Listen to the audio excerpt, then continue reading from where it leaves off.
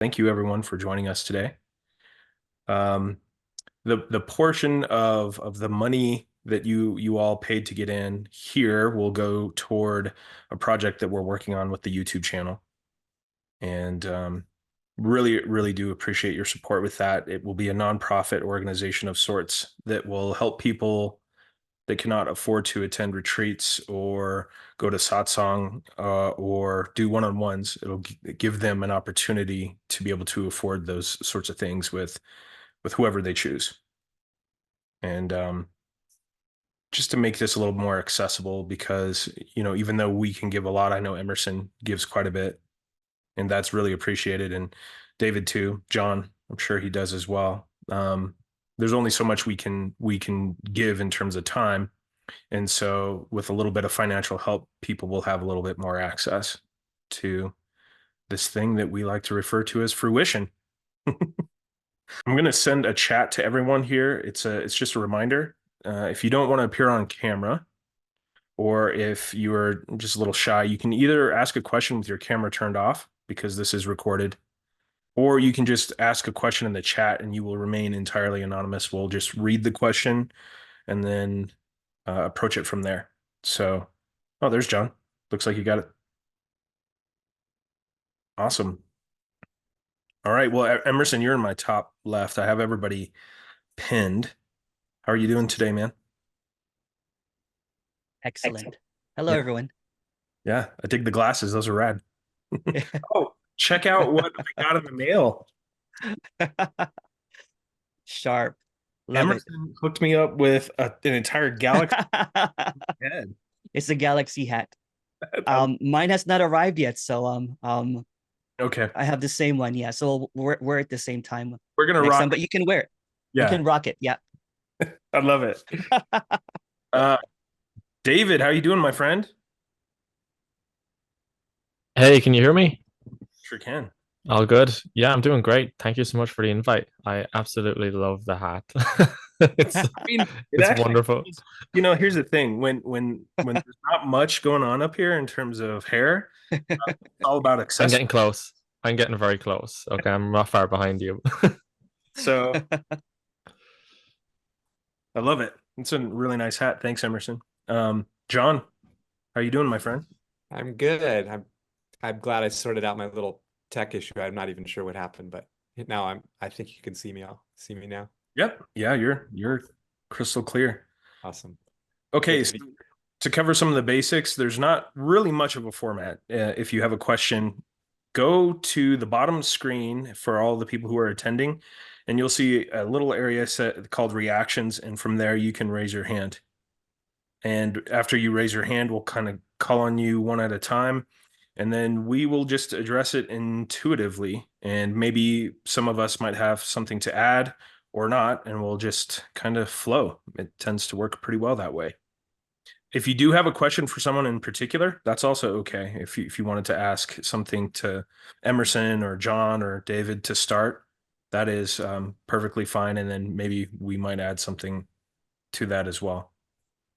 So let's get going. All right. Anna, she's on top. That was really fast. All right. Hello, everyone. Go for it. Now, I have two questions. So I have noticed, like, when I get triggered, there is that's like a coping mechanism gets kicked in thoughts to deal with issue, and then I'm like directing attention into a body. And in the body, there is nothing major, nothing big, or nothing extreme is happening. But mind still is trying to pull out into thoughts, even so there is, like clear seeing there is nothing to be avoided. So this is one question, like, is that like just like an old habit mind is doing? Is that just like need time to retrain red brain to stay in the body, despite like old habits to fall away or something like that? And then another question I want to ask, how do I know if emotional work becomes another fixation? Because I see mind has turned emotional work into achievement. You know, like I'm succeeding, I'm failing, I'm failing, I'm succeeding, I need to do this, I need to do that. But basically, it's all questions like this. If anyone has anything to comment.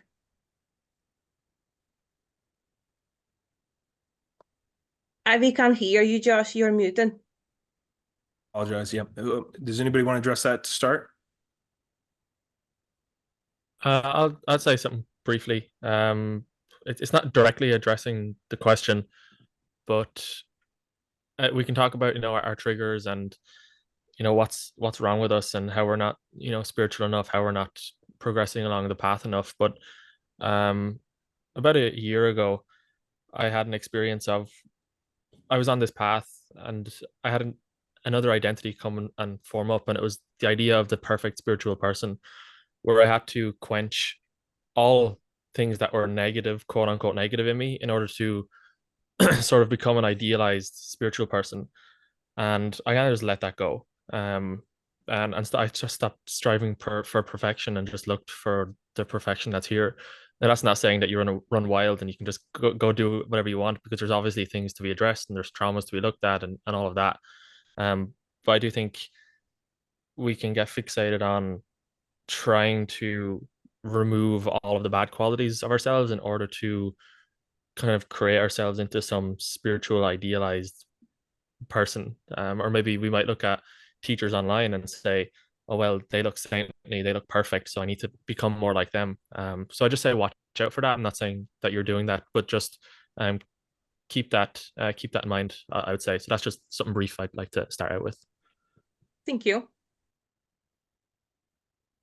Yeah, something I'll point to also is when we're resting in sensation, it's really just a transitory space, a transition. It's not a platform, and it's just an excellent space to really gauge presence, if you will. If we're feeling and really immersed in that, then we're usually not very engaged in thought, but it doesn't necessarily mean thoughts won't arise. So those particular thoughts, depending on how much they're entertained, that's where fixation tends to arise. If we're with sensation in its purest sense, it's pretty impossible to pinpoint what it is at all. So it's pretty impossible to fixate as well. It quickly seems to transition into something that is even more mysterious and less orientable. So maybe there's a little bit of holding out.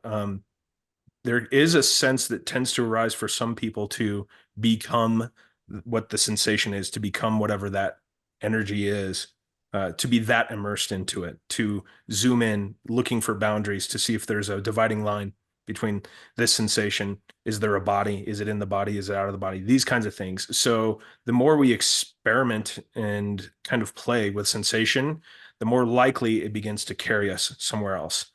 So if it feels like it's very consistent in some way, it keeps showing up in a particular way, there is very likely thought and belief still operating there. And you might not notice them right away. We could just refer to these as whispers, but they do tend to become more apparent as we get closer and closer to that direct experience. Thank you. You have anything, John?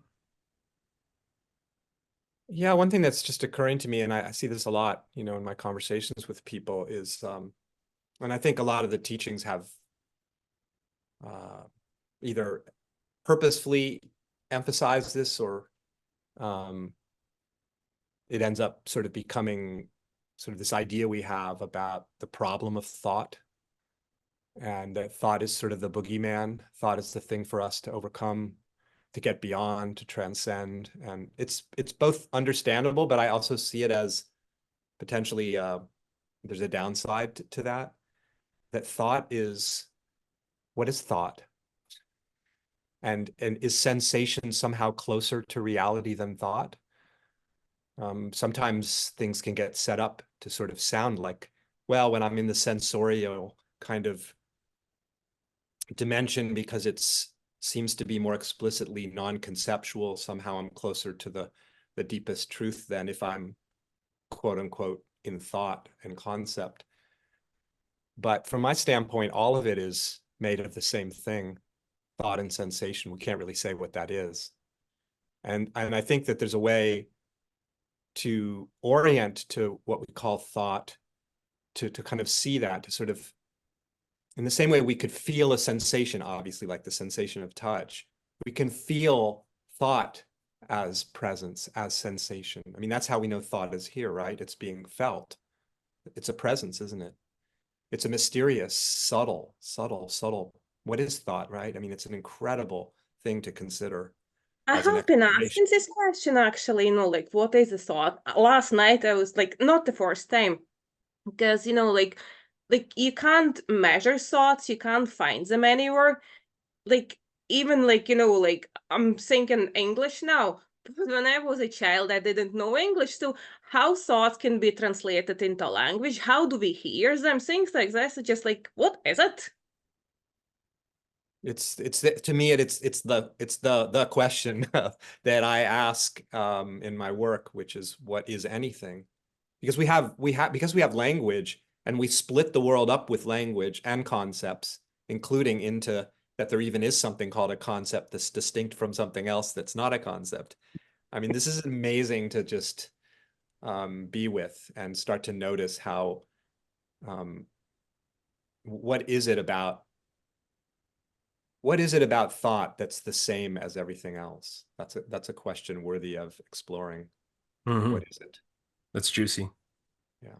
Emerson. The way that I see it directly, in the directness of everything, it's neither the acceptance or the rejection of thoughts, because acceptance and rejections are just thoughts.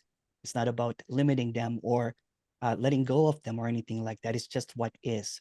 So what is thinking what is. So when you take away thinking, it's just what is. And then it becomes irrelevant. Relevance, it doesn't really matter. It's just a fleeting appearance of something that's a mystery, kind of like what John is saying. And then there's just this openness to that mystery, like an impersonal embrace of something that already is. It's not about negating them. It's not about rejecting them or accepting them. It's just what is. Yeah, those leanings are really juicy. There's this strange experience with the concept or the content of thought, and what John pointed to is about thought being felt or sensed. That's pretty much this.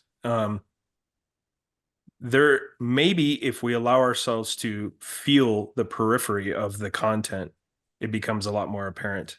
It's kind of tricky because even in every pointing eventually becomes some sort of contradiction. And so things will resonate sometimes for people and other times not. But ultimately, the pointings themselves aren't the truth either. This is something that you inherently already have contact with, and you just know. How could you not be this? So that settling, that leaning neither toward nor away, it seems to be what is most effortless and already naturally happening. Thank you, Josh. All right.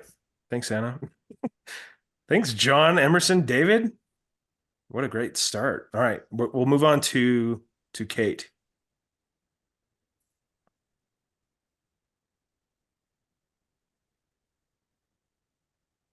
Kate's on mute.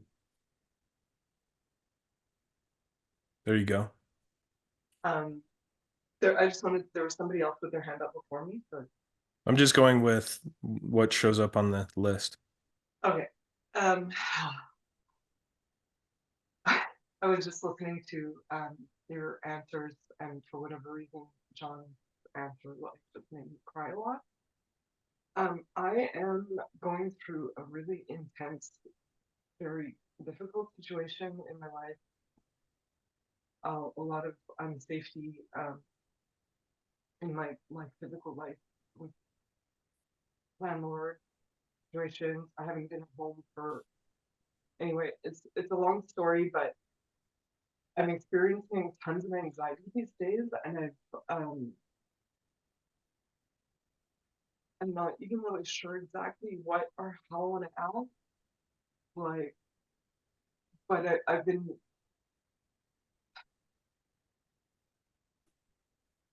I guess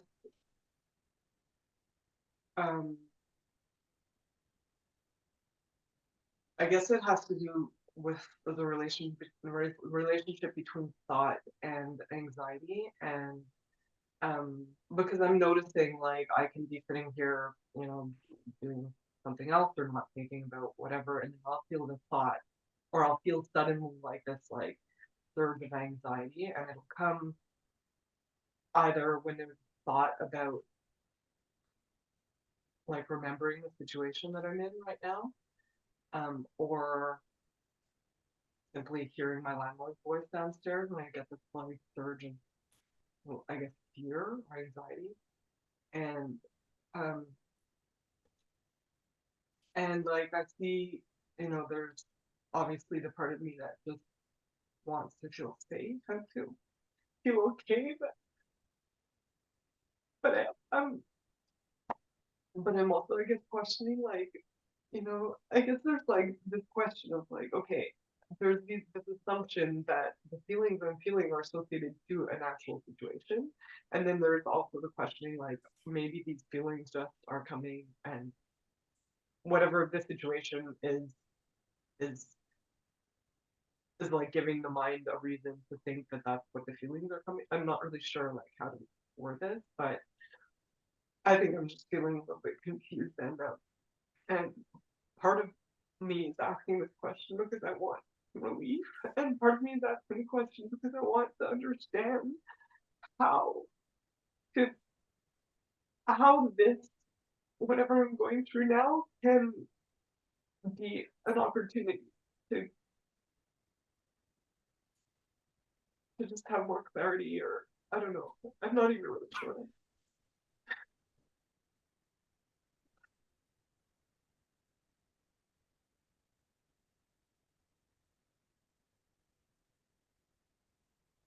Who wants to jump? So I was thinking of something, because anxiety has been my battle, I guess, for my whole life. It's been the number one thing, and of course, anxiety, if you go down to it, for me at least, it's fear. Fear of the unknown, fear of what's going to happen to this situation. Something I was going to share with just at the previous question as well, but I'll share it here as well. I wrote a little bit about it yesterday, and it has to do with courage, actually. And you know, the Buddha himself talked a lot about having courage, the courage of the Buddha, of course, and that courage is facing exactly what shows up, facing exactly what's showing up in the body. And yesterday I wrote, I can do nothing but meet life exactly where it is. There's no other option. No self transforms into courage, the kind of courage that is your true nature, the kind of courage that only knows full immersion and complete contact with what is. I know nothing but to simply be with and as all of life in all of its dimensions, the fear, the grief, the anxiety, all of it. I know only courage. I know only meeting it all as it is. I know only love. And for me, that's it just kind of fell out of me the other night. But it really comes down to this theme of courage recently. These are just pointers. We're all pointing at the same thing, but it's really just having that courage to stand up in the face of anxiety and say, ask yourself the question, okay, is this actually what I think it is? Is the fear actually what I think it is? Are these thoughts, is this situation actually what I think it is? And then you dive right into the sensation, you dive right into the thought, you dive right into it, you move closer to it, you have that courage to kind of face that. And then I truly believe that it just reveals something that's not what the mind has been telling you it is. um, the other side of fear, the other side of anxiety, is absolutely not what you think it is. But I completely resonate with the fear, completely, and the feeling that life is going out of all of that. And I know no other option than to, when that's happening, to meet it exactly where it is and let it reveal its true nature to you. Because we can run from it, we can avoid it, we can disassociate into thoughts all day long. But when you really investigate it, when you really have that courage and really sit with it, that's a beautiful thing. bravery, courage. These are really, really, really, really good qualities. And to cultivate that in yourself will reveal a whole other aspect and dimension to life seen before. But I can definitely tell that there's courage there waiting to come up. And that courage is your true nature. It meets everything as it is. The fear, the pain, the grief, all these monsters under the bed, they're not actually monsters. And you have to really discover that for yourself. That's kind of what I'll say. Can I just thank you? Sorry, a little bit of like when you say it's not what I think it is. I mean, I've been clearly seeing that like the situation itself is not what's causing me anxiety. My thoughts are causing me anxiety. Like my thoughts about the situation, my thoughts about projecting into the future, what's going to happen. Am I going to be okay? Am I going to have more to live? All of those thoughts, like how is the interaction going to be with my land, like all of that stuff. I can see that it's the thoughts that are causing it, and like the situation itself. Like if I just sit here, I'm like, there's actually nothing happening right now. This moment, Yeah, nothing happening. yeah. Right now. And those thoughts are valid as well. Those, like the thoughts that you're having. I think it's natural for any human being, if you're about to lose your house, or if you're, if our basic survival needs aren't being met, it's the natural, the body's reaction to survive, to actually move in a direction. But it becomes more of an inertia, like Josh uses that word a lot, inertia, rather than a panic, like a stressor, to move yourself out of this situation, to move yourself into that situation. And really, you'll kind of find that the panic, the anxiety, all of that it was never needed for you to actually move in a certain direction or not. So whatever's going to happen, I like Alan Watt, the panic or anxiety is going to change what's going to happen even slightly. And what's going to happen is still going to happen, but still those thoughts that you're having are still, they're the body's natural response to something. And just one final thing I'd say is that anxiety, fear, really deeply rooted stuff. I had a traumatic experience in my childhood which caused all of that. So doing the trauma work, doing shadow work. I'm not sure if you're familiar with the different modes of doing that, but just generally, that's been very fruitful for me as well. Yeah, well, I mean, actually, I work, I'm a TRE provider, so I do like the somatic part of it, and I've done therapy and like all kinds of stuff. But yeah, thank you. Yeah, no, I think you're doing great, and I can that courage to face. There's gonna be fear when you end this call. There's gonna be fear going to come up. Anxiety is going to come up, but you have the courage of a Buddha, because the seed of the Buddha lies in everybody. He said that everyone's true nature is this, that courage to face absolutely anything. So that's in you right now. So when this call ends, you can sit on your bed, close your eyes, feel that fear. You have the infinite capacity to feel it, and don't doubt yourself.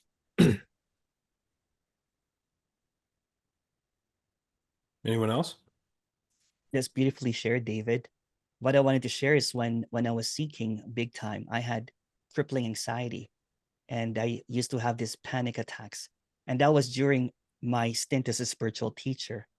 And it was quite, and I kept on overlooking what I was looking for. And I guess get caught up in all of this panic attacks and everything.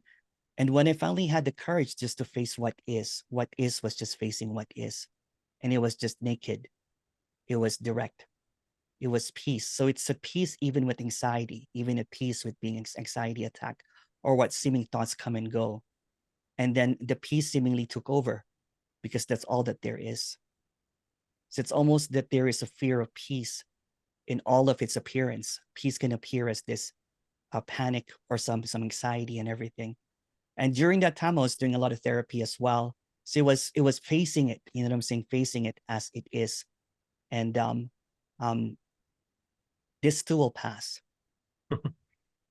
Yeah, every thought is attempting to bait us into a domino effect, which is basically saying anything other than this, anything other than this, anything. But there is nothing other than this. What in this is not just anxiety? That's what immersion looks like. You find that it can't even be pinpointed as anxiety any longer. It's very much what Emerson has pointed out there too. What's the difference between peace and anxiety? Is there such thing? This immersion, this is your fuel. It's arising because it's arising. And then in the relative sense, it might have been Nissargadatta. I think somebody asked him about a bunch of noise. They lived in an apartment above a garage or something. And he says, well, sometimes you just got to move.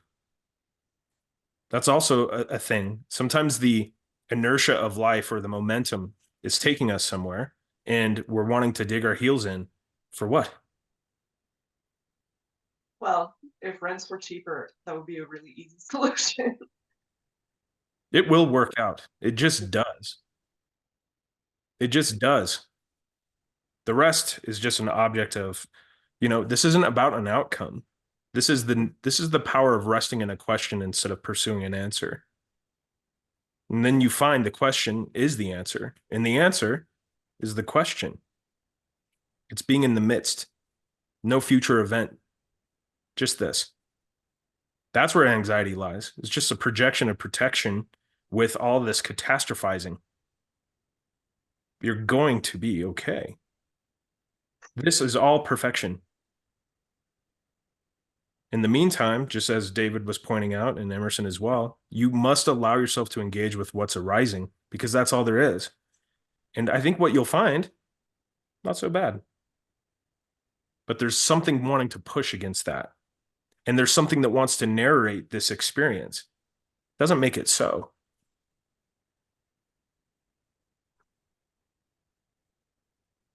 Josh, could I add something? Yeah.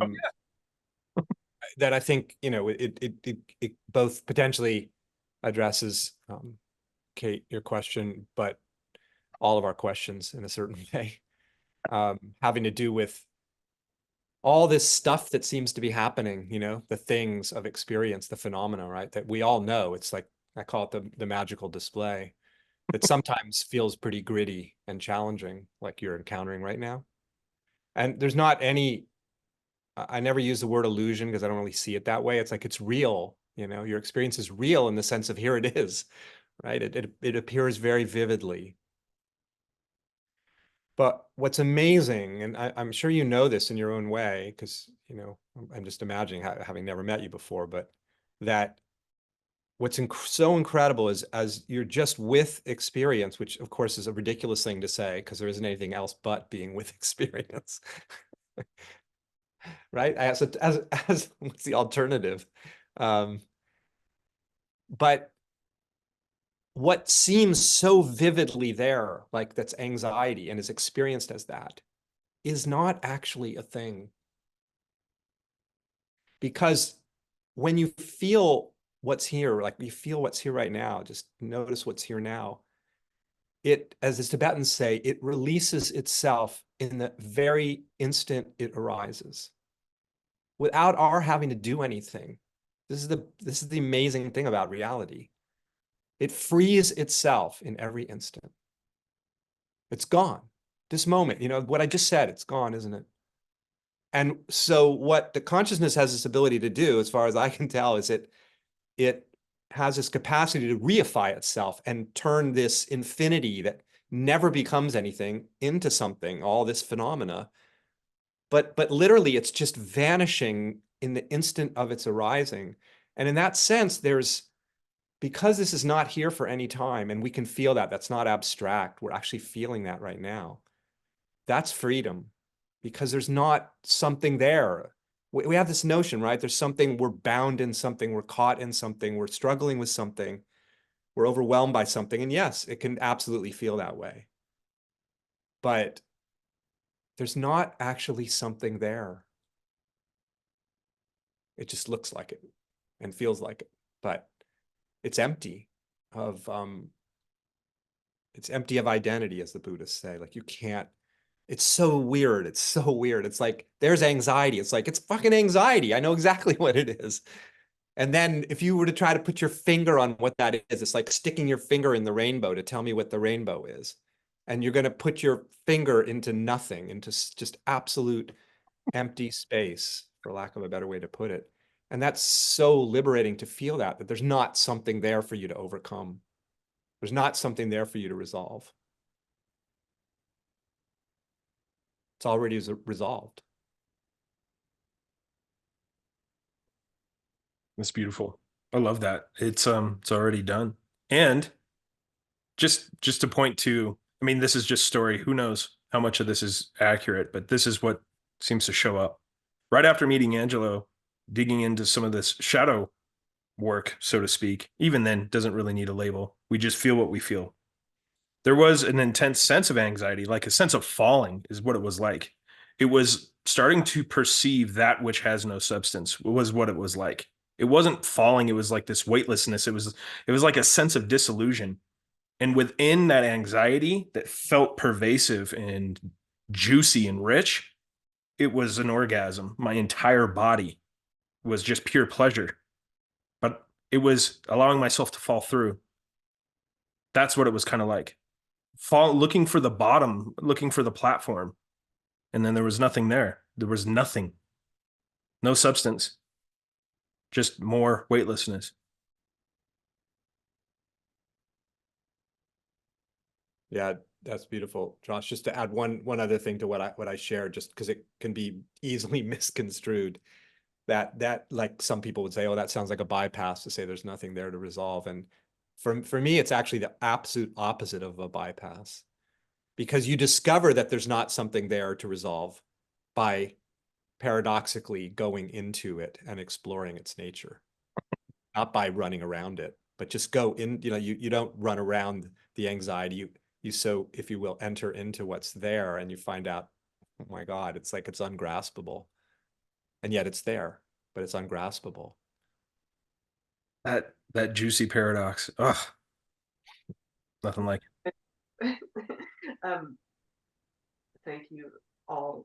And going into it really just means feeling it. What else is there to do? Yeah. If something is making an appearance, there it is. Yeah. That's it. Anxiety is one of those things that's like I'll happily like feel that grief and stuff like that. But anxiety is one of those things that just feels like feeling it makes it grow. That's what it feels like or seems like. It can be that way until it's not. But the feeling, the sense of anxiety is also the sense of liberation. There's no difference.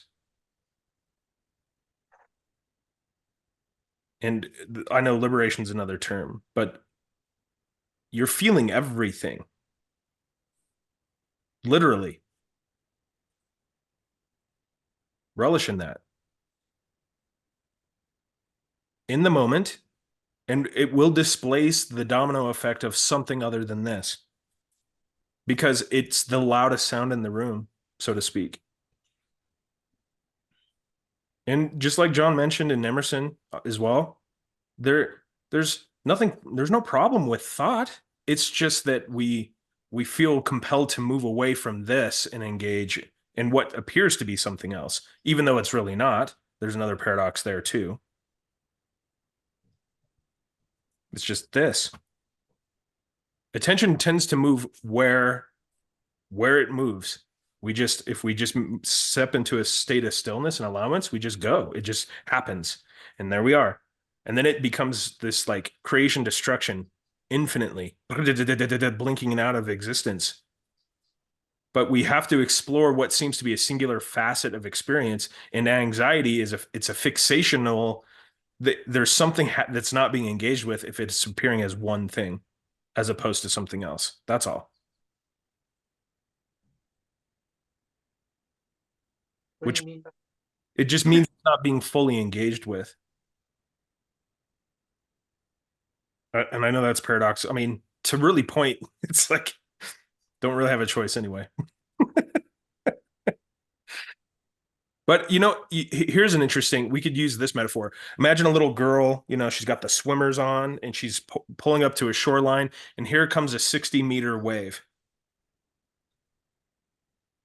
If we have a sense of like no and pushing against, We're going to get hit by that wave, but it's still going to take us. So we're powerless here. We're helpless here anyway. Or we can just kind of lay back and then we find ourselves body surfing essentially. And that's what it is, just to feel what's being felt. That's it. But it's also, there's something that seems to show up in terms of adaptation here too. We start to acclimate to feeling. It just seems like the number one epidemic for human beings is attempting to avoid feeling somehow. And that's impossible. Yeah, well, I've been noticing like a thought, like the, you know, very brief thought about like what's happening or whatever, and then like this surge of anxiety in my gut, and then like a repressing of that thought, like a pushing away of that thought, and then everything calms down again. But that's not happening obviously voluntarily. That's like, it's like this mechanism that I noticed yesterday. This is where John and Emerson, their pointing is pretty solid. That there's nothing wrong with the thought. Notice it, but that's still probably not the loudest sound in the room. The content. Yeah. You know, David was touching on something really important, I think, when he was sharing about the courage and Definitely. that this is the very nature of reality itself. Because we can hear that and think like, I'm going to muster up the courage to meet what is, and that can be incredibly, powerful way of orienting to things. But David was highlighting, and I just wanted to highlight it as well, that, the ocean, it's a metaphor I just use all the time, and it feels relevant here, that the ocean, the whole notion of being with or accepting or allowing, like from the perspective of what we really are, this sea, this vast sea of being. I mean, you feel your own being right now, which is the easiest thing to feel because it's just a sense of aliveness, right? And you can't find any end to that. You can't find any edge to that. It's inseparable from the beingness of life, right? And here's this being, and feel that this being is what's being everything. That's the ocean that's not accepting the waves. It's not allowing the waves. It's not courageously opening to the waves. It is the waves. They are its expression. And that is, to me, the absolute game changer, like when it comes to navigating the challenges of life, because from one perspective, I'm experiencing anxiety and I'm trying to get better at navigating it, understanding it. And meanwhile, this is the expression of the vastness of reality, what we call anxiety or anything else, including thought, right? And then from that, that's like flipping the whole thing upside down. Then it's like, this is like, anxiety is not happening to me. It's an expression of life, literally. I mean, you can feel the difference of that. It's just completely different, isn't it? Yeah. And that's, we could say like the infinite courage, of like, it's unconditioned in its openness because it is everything. And it's true that sometimes the appearance of courage is some type of maybe effort or focus. But I think we tend to discover more, kind of like what David is pointing to there too. It can be really difficult at this point to imagine anxiety, what that is. But I can tell you that it's really not broken into pieces. There was a point where it was a can of Coca-Cola on a coffee table, and I had cried to the point where I was pretty sure I was going to die. I couldn't breathe. And I grabbed this can of Coke and I said, "Is this sadness?" And I don't know what it was about that, but it led to just such an intense laughter because there's nothing there. But it might appear that there is until there isn't. So there's definitely compassion here, Kate.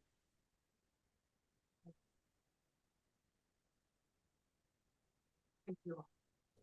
Thanks, Kate.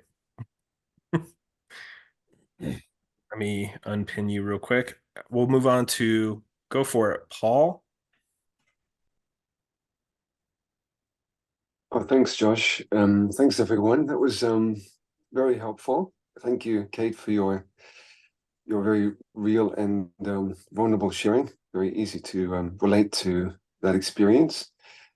And John's comment, there's nothing there, because I've tried that one up throughout the years, and then not only is there something there, it's multiplied. So I now appreciate where John's coming from in terms of just being inclusive, with being,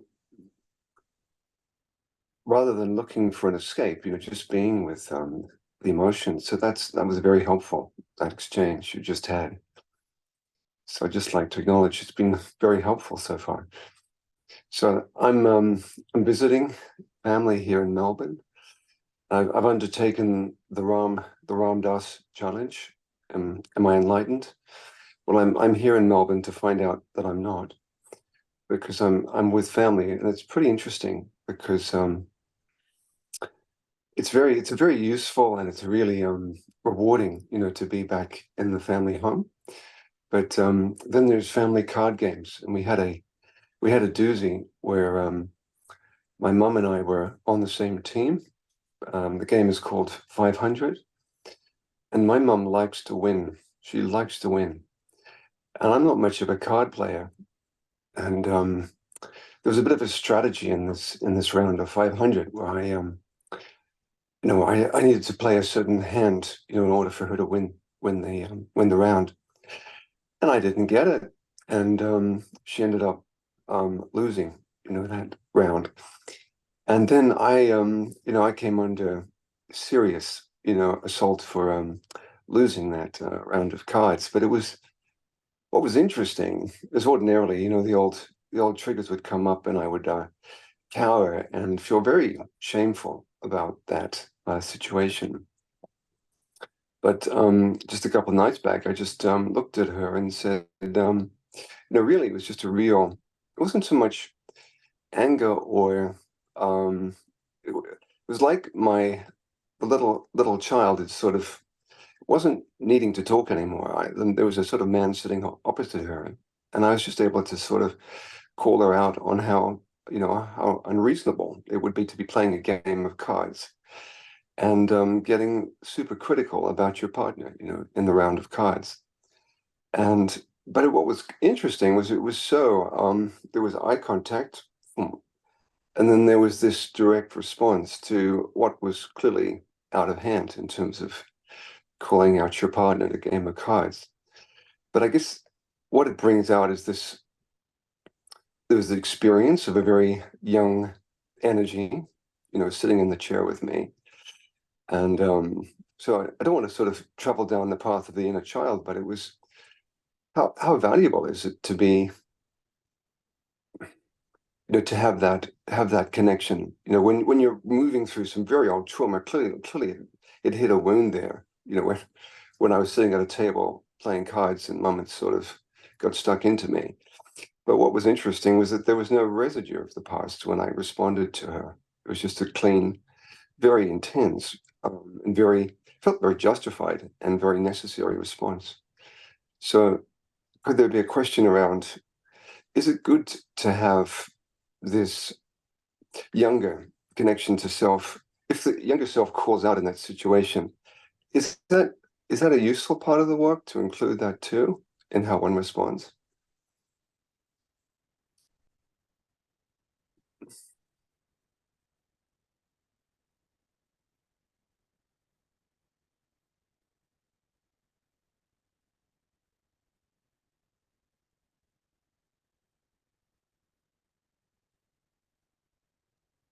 So I can share a story very similar Okay. to that.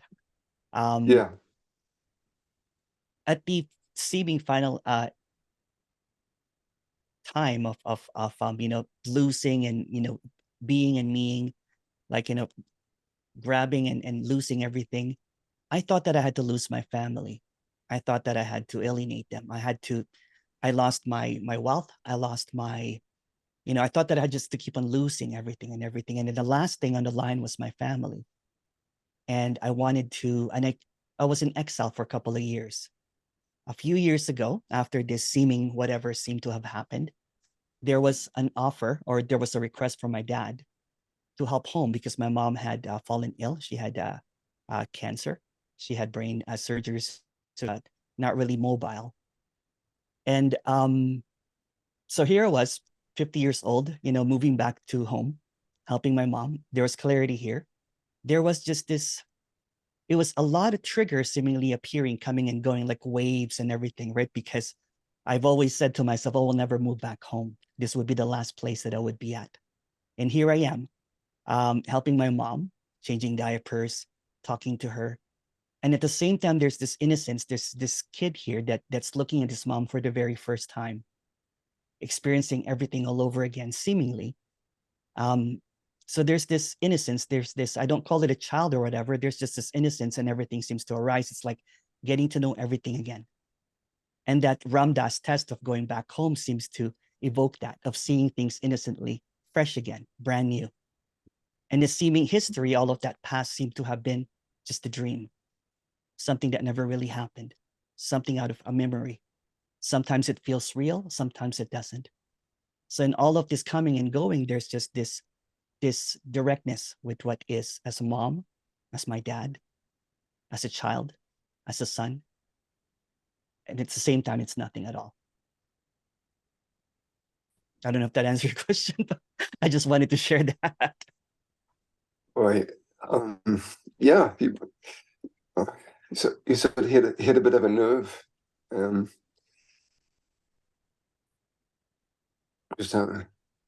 I think a lot of the work that I do here is about healing. Healing those memories. So I feel like with a word like innocence, it doesn't exclude and includes, that the very very rich and very human part of the work. So very, very helpful. Thank you. Thank you. Thank you for sharing. Family is a big thing. You can be so harmonious and at peace with your friends and with strangers, and then you just go right back home and it's just like this volcano of just like, get these people away from me. It's like, oh no, for whatever reason. That was absolutely me. So as I mentioned previously, I had huge trauma in my past. I lost my mother when I was very young, and for whatever reason, I did not get a lot. I cocooned myself, and I didn't want to get close to any of my family members ever again in case I might lose them. So my little brother, he's only 19 now. I didn't have a good relationship with him. I always kept him distant, always was angry at him, always bitter towards him. And as this path kind of progressed, to use relative language, one day I just was sitting in the bed and I was like, oh shit, that's just a belief. My view of him, my interpretation of him, my bitterness towards him, was all resting on just one belief, that I just couldn't get close to him. And it just kind of fell away. And to just really look at our beliefs and recognize the emptiness of them. And it just freed up so much space to actually just with him again. And I'm actually in the process of doing that at the moment. And realizing just the futility of all those beliefs I had about him and the beliefs about what happened in the past. As Emerson said, the dream is just all these thoughts, really. And what if belief is just that? It's just a belief. Does it have to be anything more than that? A belief is just a belief. And then there's my brother standing right in front of me. Why does that belief have to get in the way of me just showing love and compassion? Like, and then I was like, how have I not seen this for my whole life? It's like, oh my God, I've literally been keeping my whole family at a distance because of a single belief. So to investigate that is it's been really fruitful for me. Yeah. No, I can absolutely. I think the challenge with my mum is just being on eggshells and then just being reactive. So I think generally I can hold space, share space, but it's it's in those intense situations where she can, it's like I just feel I close off. I just close off. I don't know if I even see the belief. I think that's where I get caught out. It's been good, but boy, do we share some history. So it's like everyone. So I just want to be able to, as I share the space now, be able to see her as no different, nothing exceptional, nothing, and not to hold her. I think part of where I want to go with this is be free of that history. And I think that'll be really healing. but it'll be real too. I don't want to do it for my sake, but clearly she appreciates where this work's going, but it's not, it's not about healing all trauma. It's just an interesting, it's been the major catalyst for the work is healing trauma, but now it's, can I actually love this person without any expectation, without any neediness? So that's the work here. Trying to bring sort of an openness to the work with her. Kind of putting some pieces together from both what David mentioned and Emerson. This essence of resentment is a sense of knowing something about someone else. It's like a preemptive defensiveness sometimes. And I'm not necessarily pointing to resentment per se, but it's just this essence of, I know my mom. I know how she's likely to react, et cetera, et cetera.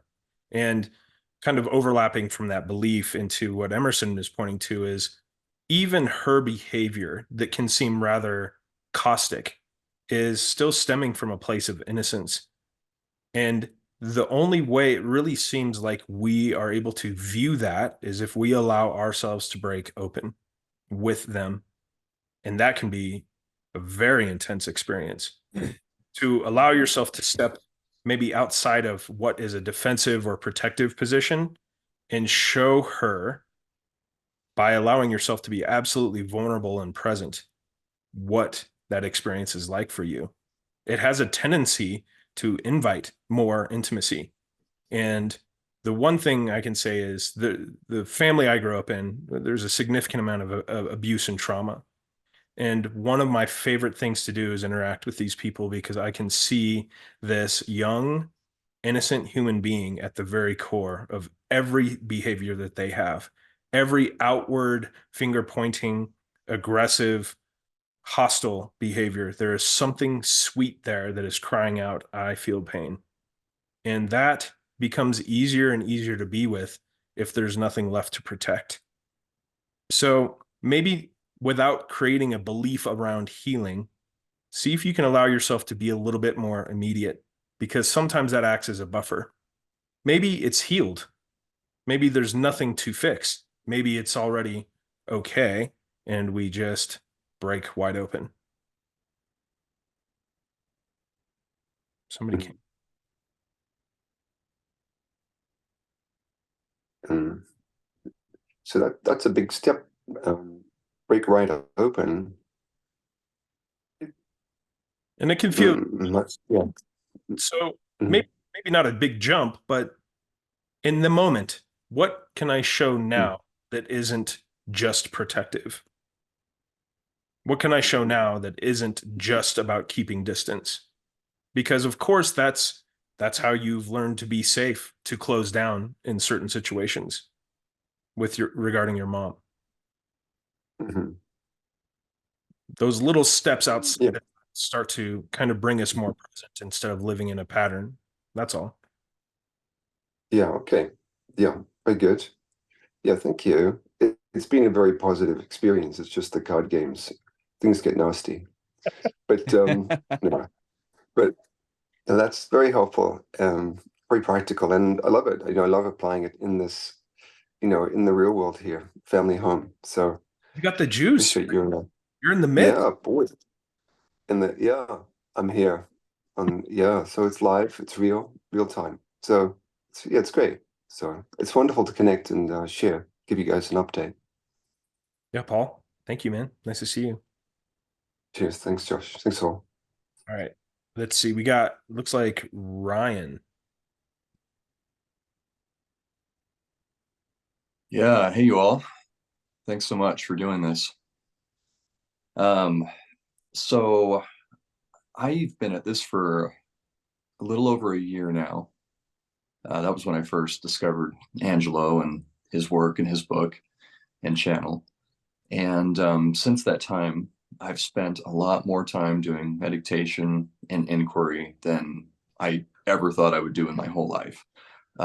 So this whole thing has very radically changed the way that I spend my time, because I've just realized this is the most important thing to me. And at this point, I I've gotten to a place where when I sit down to practice, I can pretty quickly get into a space that feels something like what I imagine awakening would be like. I can't say that I know what awakening is like, because I can't say that I've had an awakening. I feel like I've had tastes of it, and I feel like I get some kind of taste of it fairly quickly. Each time when I start practicing, it feels open and free and spontaneous and selfless, and all these descriptors that I hear you guys and others talk about when you talk about what awakening and realization is like. And sometimes it goes pretty deep. It feels like I've let go of everything that I can think to let go of. It feels like intention is gone. It feels like even the sense of putting my attention on something is gone, because it just feels like there's nothing here to even put its attention on anything. It feels like, in some sense, it even feels like experience is gone, at least, you know, the kind of experience that I'm used to having throughout my life. And yet, and sometimes this this sense of what kind of feels like awakening will linger for some time after the practice, where everything just looks and feels very different. And it's beautiful, but it never lasts all that long. It always, it just kind of, you know, goes back to normal fairly quickly when I stand up and start walking around or start talking to someone or thinking about something or whatever. And so, you know, I'm trying to figure out, well, how do I make this stick? You know, how do I, you know, what's missing that would turn this into a lasting realization? And so more specifically, what I'm wondering is, do I, is it mostly a matter of going deeper? Is there something that I'm still hanging on to that I just haven't identified yet that I need to let go of in order to go even deeper? And that will allow a more permanent shift to happen? Or is it more a matter of staying in that state for longer? Because it usually is kind of fleeting. It feels like it would take a kind of an intense level of focus and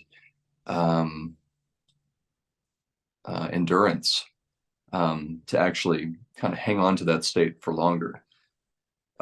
Or is it, you know, more a matter of kind of being more in this state in my day-to-day life? Or is it some combination of all the above? So I know this is like a pretty specific, pretty practical question. I know that some of the terms I'm using here are just don't even really make sense in the context of all this stuff. But yeah, I'm just curious to know kind of what your intuitions are about what's missing here that would allow all of this to become a permanent shift in identity and perception. I could start. Hi, Ryan. I don't know if I've said this before. This is kind of a perfect opportunity where I'd love to sit down with you for an hour and just kind of just point really directly. I think that'd be really good for you, to even anybody. But there's briefly what I'll say. This isn't going to be nearly enough for what I'd like to say, but there's a reason in Dzogchen they call this the natural state. You know, we can talk about spiritual experiences all day long. We can talk about states of consciousness. We can talk about, and then feeling a sense of openness, and then stopping the meditation, and then trying to chase that over and over again through like meditative experiences or whatnot. We can get stuck in that loop and that cycle of trying to chase some sort of more open, more spacious experience in consciousness, which really is just that. It's a state of consciousness, and states of consciousness, they come and they go. You can change your consciousness very easily. You could, you know, use nicotine, you can use psychedelics, you can use all these things that'll change your conscious state. But as I said, there's a reason in Dzogchen they call this the natural state. And how I like to point to this, and you may have heard me point this before, I just, like, if you're sitting there right now, and even if you've heard me say this 100 times before, just try feel it again. How here there's, you know, a lot of meditators will agree there's no past here. There's no past. The past is a mere arising of a thought, and the future is merely anticipated. It's another thought arising right now, and then we can get into this idea that there's somehow a present, and it's our belief in that past, present, future structure that keeps us seeking. There's something in the future that I'm going to get. There's another experience that I'm going to get, or I have to maintain, et cetera, et cetera, et cetera. But if you look right here, if you just hear my voice, if you feel the sensation of your back against the chair, feel the visual forms, all of it, there's no possible way you can pin that down. There's no past in that. There's no future in that. And if you say there's a present in that, I'd ask you, where is that? Where's the present? The second the word P comes out of your mouth, it's already gone. It's just vanishing before your eyes over and over and over again. And so it's from that space, feel that right now, and then ask yourself the question, who am I? What remains? What's left? And the answer is not, you're not going to find it in a thought. The answer is radiating right, as to use relative language, is radiating right in front of your face. Who are you when there's no time? And no time isn't a concept that you have to understand. No time is literally what you're feeling right now. There's nowhere to escape to. There's no future that you're going to chase another experience in. There's no future that you're going to enter into a massive state of consciousness. Maybe that will happen. But what's here? What is your identity? Who are you when you can't rest and when you can't land in a present? Feel that. What happens then? Where can you run to? Where can you run to other than just this right here? And I always say to people, it's from that space, that timeless space, that we ask these inquiry questions. We're not asking, who am I? Who am I going to be in the future? Who was I in the past? Who could I be? What state could I get into? But it's from this timeless space that we ask this question, who am I? And it's always from that space that we're asking. And so I just encourage you to just really feel into that. And you're never going to find this as a state of consciousness. It can have an effect through the body for sure. But as I said in Dzogchen, this is called the natural state. I think Angelo said it the other day. It's like enlightenment is the appearances. It's just to feel the appearances. Who are you when there's nowhere to escape into except just this? And feel the aliveness of that, feel the radiance of that, feel the luminosity. By luminosity, I just mean the knowingness of this whole experience. And what is solid here that can be deemed an identity. That. So that's how I'd start off. That may be helpful. Yeah, I appreciate that. Thank you.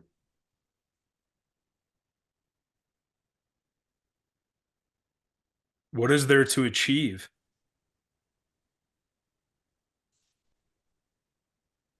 What's being chased? What's being overlooked for something else? If you send me your address, I'll send you a certificate of achievement. And then you can start to settle into what's right here. I'll even include a cookie. Send you a hat. Yeah. Ryan, in your in your defense, I've heard your different versions, so many versions of the question that you posed. It's just it's almost the question in some ways that I get more than anything. And why I say in your defense is that I really think that in my observations of the whole kind of spiritual scene, for lack of a better word, it tends to often reinforce exactly what you find yourself struggling with. Yeah. Because you use the word awakening, and what do we hear? Stories of awakening. Here's my awakening. Here's what it looked like. And it's difficult to not hear that as someone who's earnestly looking, to understand this stuff, and not start to wonder and start to compare, like in contrast, seemingly, your experience with what you're hearing other people talk about, imagining that Yeah, I mean, this is just, it's very common, and I think it's one occupational hazard of talking about awakening as if it's a thing that looks a certain way. And David's spot on with what he was saying, in terms of the natural state. It's from my standpoint, at least, it doesn't look like anything in particular. It looks like this. It looks like, there's that great story in the Zen tradition, I think it's the Zen tradition, where there's this very earnest monk, and he goes to the master and he says, tell me what enlightenment is. And the master sends him away. It's like, you're not ready to hear yet. And he's very earnest. So he comes back again, a couple of weeks later and says, I really want to know, and gets sent away again by the teacher, and comes back one more time. He's persistent. And the teacher says, okay, he relents. And he says, I'll tell you what enlightenment is. It's you, exactly as you are.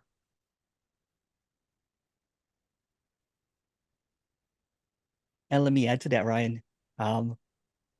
In this directness, kind of like what David was talking about, John is talking about the natural state. In this directness, if you cannot use knowledge, thoughts, ideas, what are you looking at? What are you looking for? If you can't use any kind of concepts, the word awakening, enlightenment, what is this? Isn't this already? In the silence of it all, when all of the words disappear, all thoughts, in this directness, it's always direct. You just think it's not. Even when you're thinking, it's direct. In this directness, when the words and the sound, the silence all merge in together, it does not include anything, but it also is everything. What are you looking at? What are you looking for? That's it.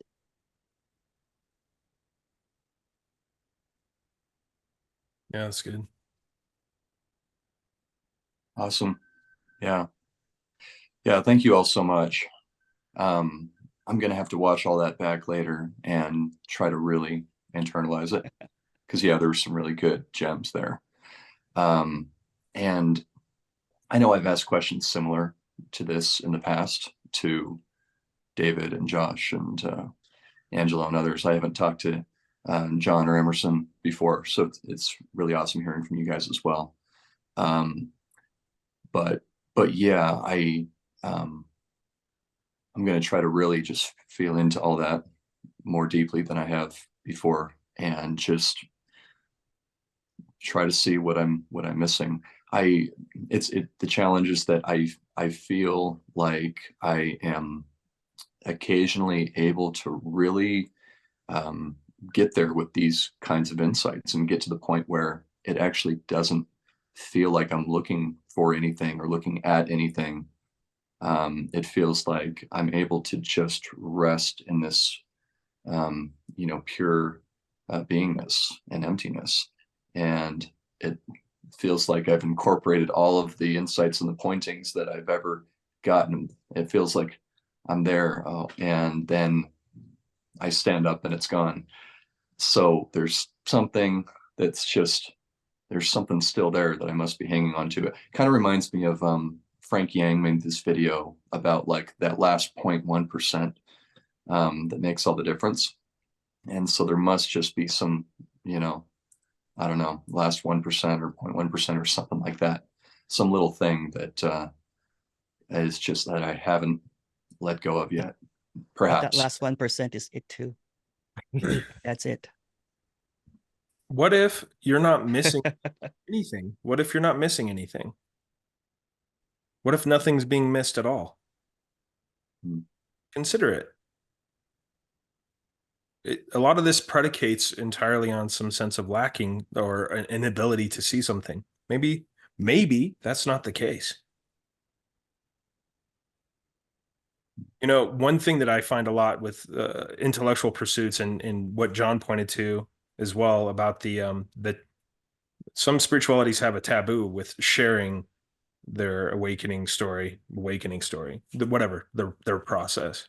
And it makes sense, because once we enter into a space of contrasting, we're attempting to overlay something that isn't here on this, at least not here in a visceral sense.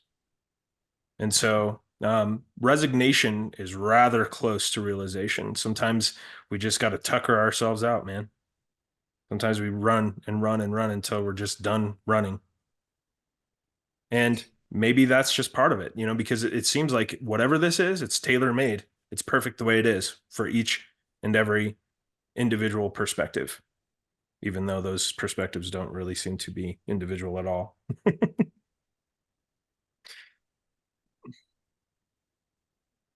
One Very last cool. thing I'll say. I heard you mention the phrase letting go, and I hear it a lot. Maybe I just need to let go. Maybe I just need to let go of the last 1%. Maybe, how do I let go deeper? How do I let go? What if the nature of everything is already letting go? What if that's the case? What if the impulse to let go is itself self-releasing? What if the nature of reality itself is already self-releasing as it's arising? What if it's, what if that's the case? What if there's nobody permanent and solid that needs to attach itself onto a reality and then let it go? What if everywhere you look, even attention itself is letting go? There's no place you can look that isn't letting go. What if the looker is letting go? What if the whole thing is of the nature of letting go already? So what do you need to let go of? So I just end with that. In that Right. case, it's a matter of, I guess, clearly seeing that's the case, and that the letting go is already there. Yep, feel that. You can feel it. You can feel it right now. You can feel the sensations. Feel the thoughts are arising and releasing. The sounds are arising and releasing. The emotions in the body are arising and releasing. What else is it? What else is there in your experience? Is there something else in your experience that's not arising and releasing? Is there something else that's solid in time, that's frozen in time? Is there anything here that's frozen in time at all? So maybe that might look for you, might look like a Vipassana mindfulness session for you. Scan your entire experience and look for the thing that's has to let go. Look for the thing that needs to let go of that 1%, and you won't find it. You won't find it anywhere. You'll just keep bumping into appearance, and the appearance itself, whether it's sound, sensation, thoughts, anything, it's just of the nature of timelessness and self-releasing. It's you could try that out.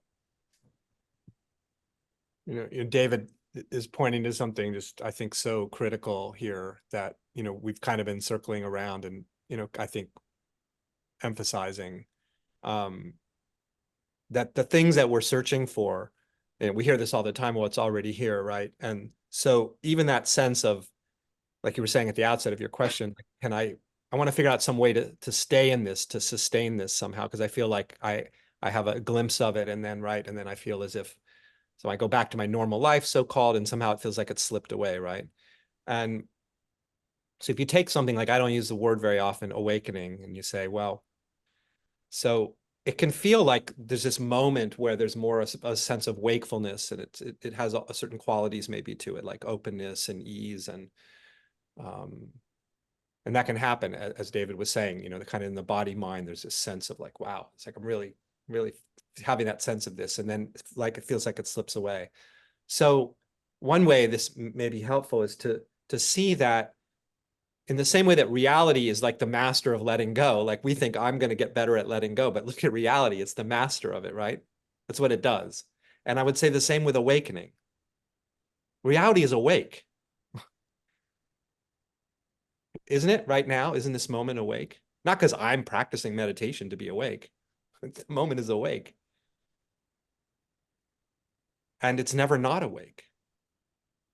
Whether you're sitting in meditation or you're coming out and having a conversation with your partner, or, right? I mean, all it is this flow, this ceaseless flow of perceiving, of, each perception that arises, but every perception is awake, isn't it?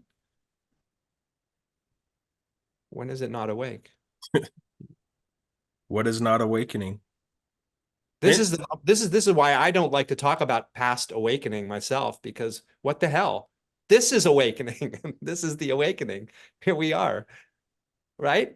Let's not talk about it we can share our stories. I love sharing stories about my life with my people in my life, but don't get me wrong. But that's not where the action is. The action is here. Like this is where the juice of the awakeness is, in this instant as it's arising, is fully awake. And wow, how lucky that we don't have to do anything, because it's the very nature of reality to be awake. Yeah, there's this piece too, kind of what John mentioned there was, everything we're looking for is already here. And sometimes that's translated into, well, I got to look for something here. No, no, no. It's already here in terms of what's making an appearance, like right now. That's it.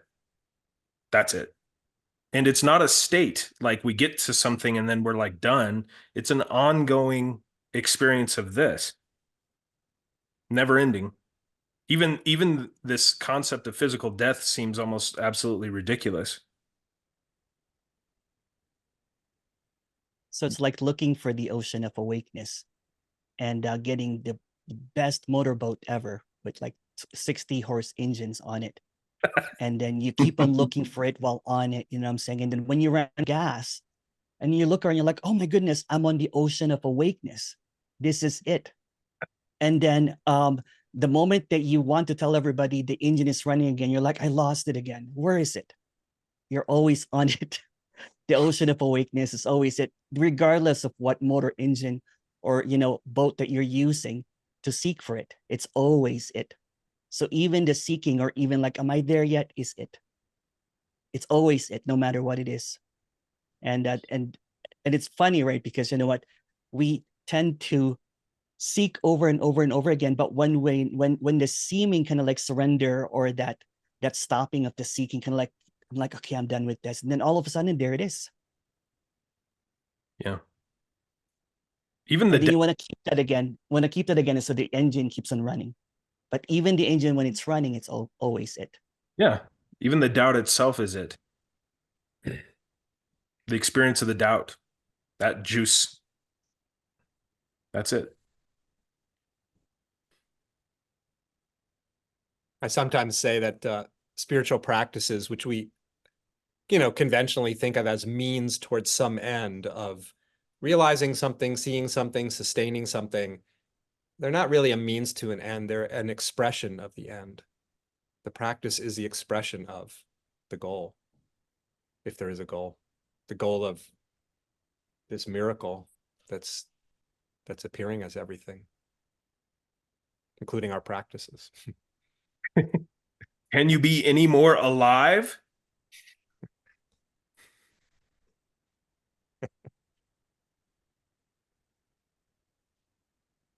That's beautiful. Man, this particular Ouroboros is just loaded with compassion. I appreciate every one of you so much. Seriously, it's viscerally felt here. Like, it's like, thank you all for being here. Yeah, thank you all for sharing all of that. It's really awesome.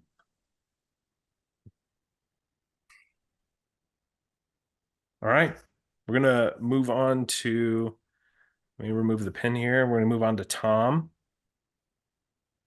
Hi. Thanks, Josh. Hi, everyone. Yeah, I don't really know where to start, but essentially, I think I'll do a little bit of personal story, just a bit of context. A couple of years ago, I was an alcoholic, and I was fucking miserable, to put it bluntly. Absolutely, in a really, really shit place. And luckily, by whatever reason, I mean, who knows how any of this happens, but I got out of that, and I found this thing that seems to have this label, non-duality. And I mean, the turnaround in me, in my life, in the quality of existence for this apparent being could not be more, I mean, dramatically different. It is remarkable, the work that's going on here. It's just the most beautiful thing. I mean, it's wonderful. It's interesting, Ryan. I was in a very, very similar position to you last year, where I was just like, I can't see it. Everyone's saying it's right here, and I can't see it. And it's the most frustrating thing in the world when you're in it, but it's so real. You really can't bloody see it. It's so frustrating. And then I luckily had a moment where I was like, oh shit, I'm looking with it. I've been looking with it for it.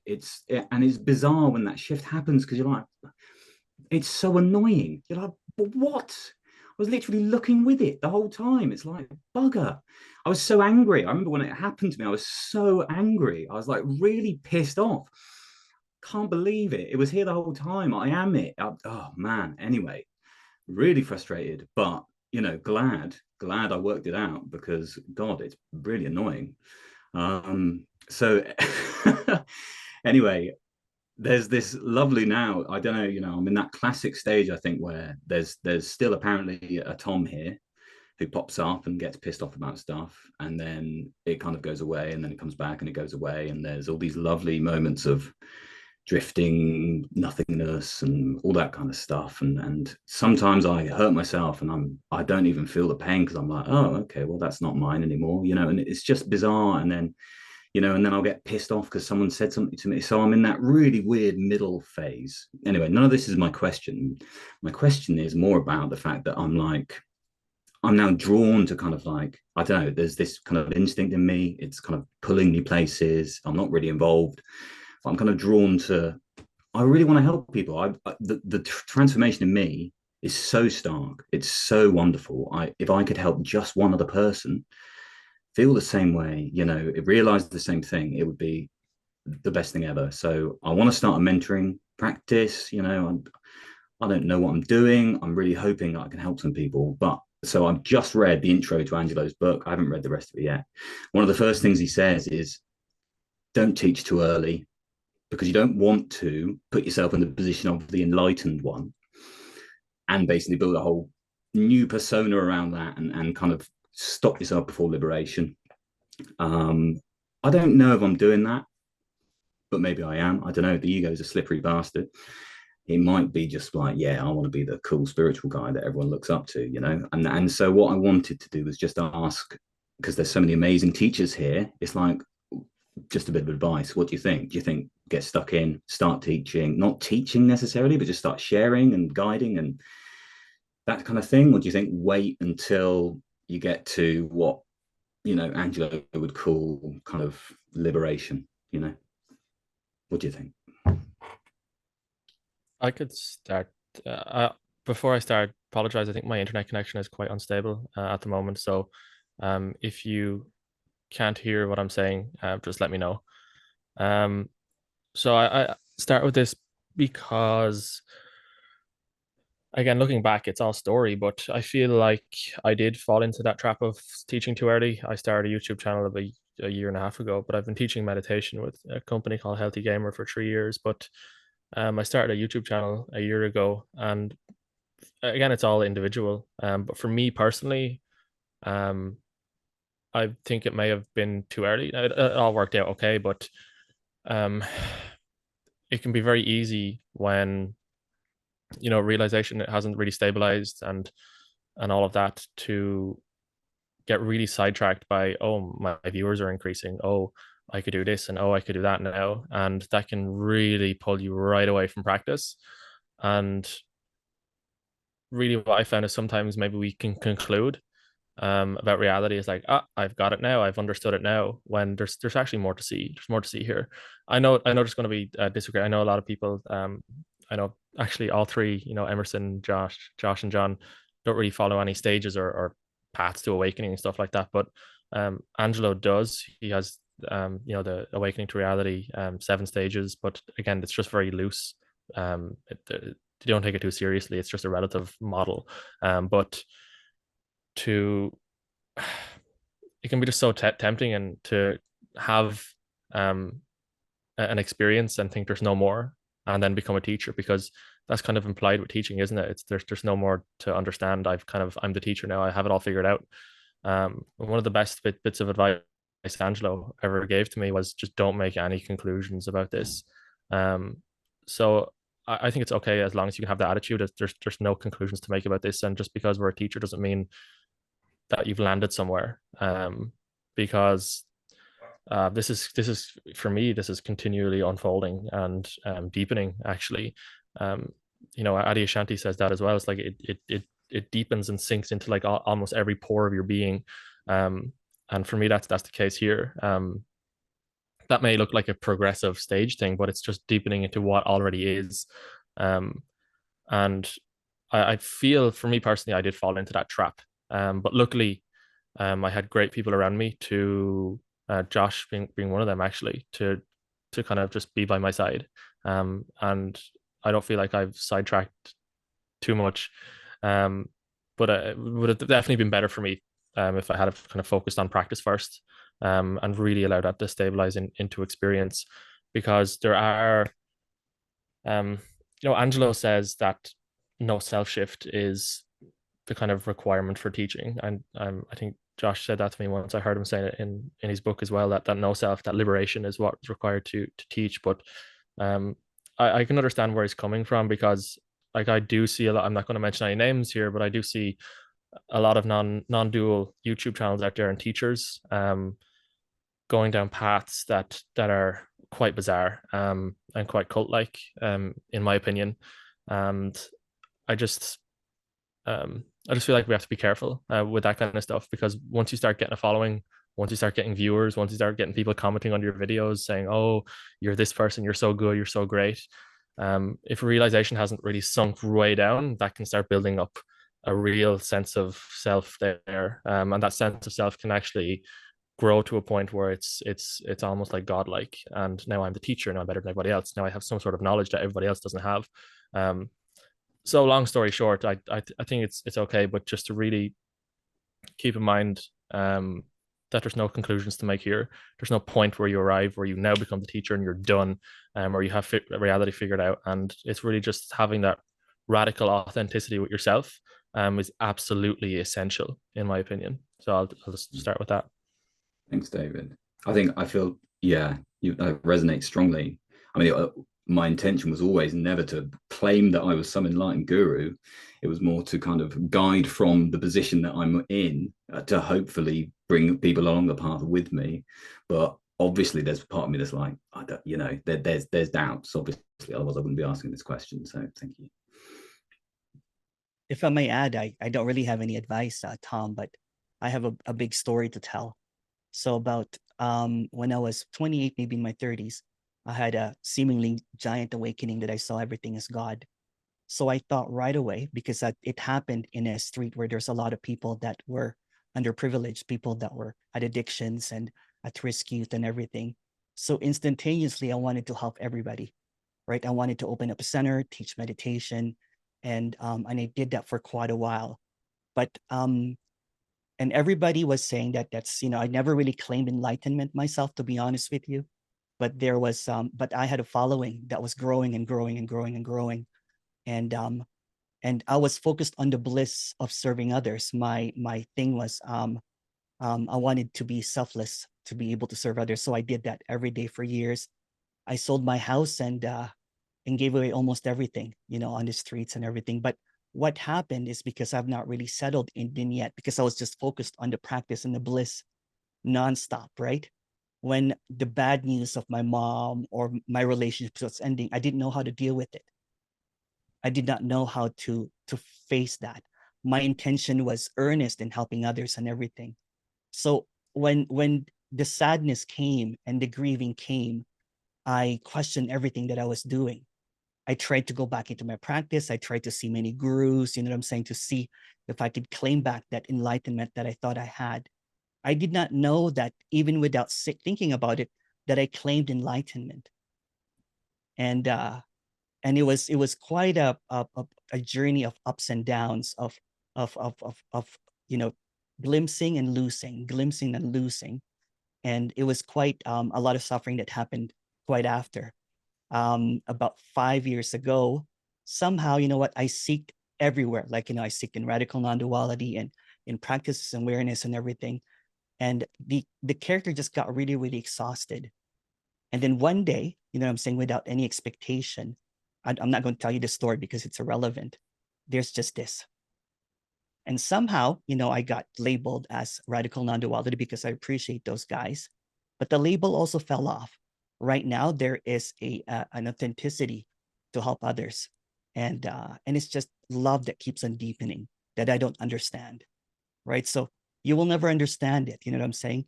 And I see it clearly that I'm not choosing to do any of this. It's just this beautiful unfolding of whatever it is. And that's my story. Yeah, it was about a year ago. Angelo and I had reconnected after, I guess, about 2.5 years of not speaking. Felt like a couple weeks. And he's like, "Where did you go?" I'm like, right here."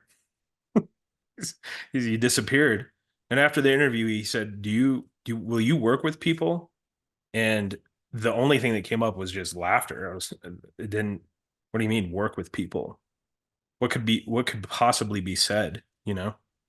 And then I rested with it for a few nights, and the only thing that came up is the best way to describe it is it felt kind of like an orange light that just like permeated everything. And the only subtle insider interpretation of that, I guess, was it felt like compassion or love, just felt like something that wanted to be shared. And so that's kind of what led to this. Some will point and say that you have to be called to this. You can't really want it. But even then, what is it? Most people who are here that have done sessions know that this is not something special. This is not sacred ground when we sit across from each other. We are just getting all the way into the moment together. And so I'll just leave you with this. The most powerful form of leadership always is through example. It doesn't really matter how that appears. You could work at a grocery store and have just as much of an impact as you continue to settle into this as being a talking head on a video screen. Yeah, thank you.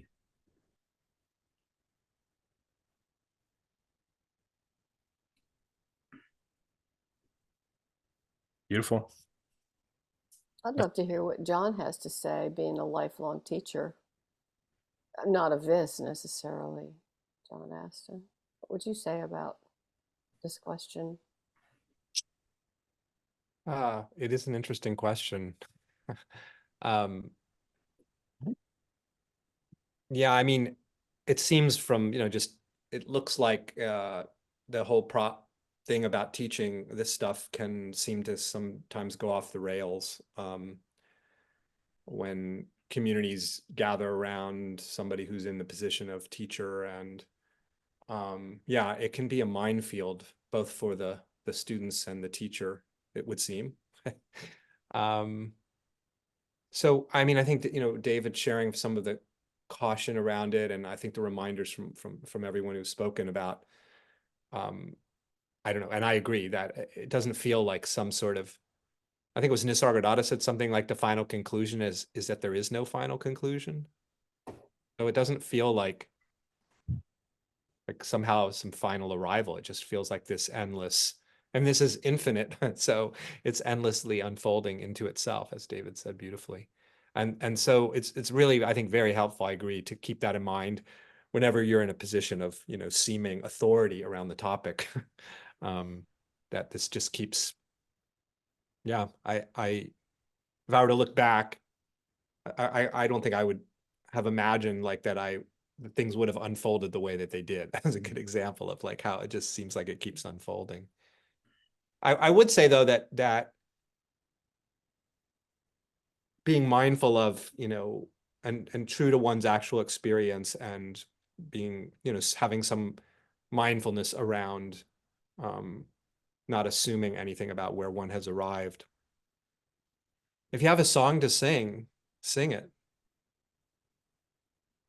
I mean, I don't know why. I'm wired to teach. I'm wired to share and to speak about this. And as I can't help myself, it would seem.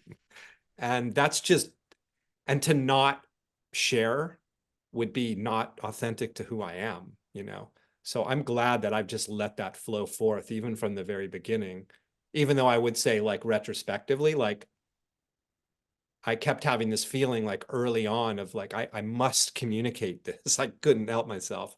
But I also had this intuition that, wow, there's still a lot more for this to mature. but I still would communicate, but kind of staying sort of not very public. And all of that just happened very organically in my own journey of sharing a little bit here, a little bit there, writing a book that probably, 2 people read, writing another book that maybe 4 people read. But yeah, and but yeah, like I said, whether it's in this area or any other area of life, like if there's an inspiration to share something about something you're seeing and understanding about life that feels meaningful to you and has moved you and transformed you. I mean, I don't think you have to reach whatever stage that might or might not exist to be of benefit to someone else by sharing what has transpired for you. And yeah. Yeah, it is a precarious line between the pitfalls, the potential pitfalls. And as David mentioned, there's definitely a few people that have had YouTube channels, and some of the things I've seen, there's just an intuitive, oh shit, that happens. I don't know how to describe it, but uh-oh, and it's tricky because how precarious this position is, how fine the line is of this experience, that it can be used in an extremely manipulative way, unfortunately, um, which actually can have a wave effect or a ripple effect through communities, through families, et cetera, et cetera, et cetera. In fact, there's people I have known personally that have been part of cult-like situations, and it's had major traumatic impacts on people.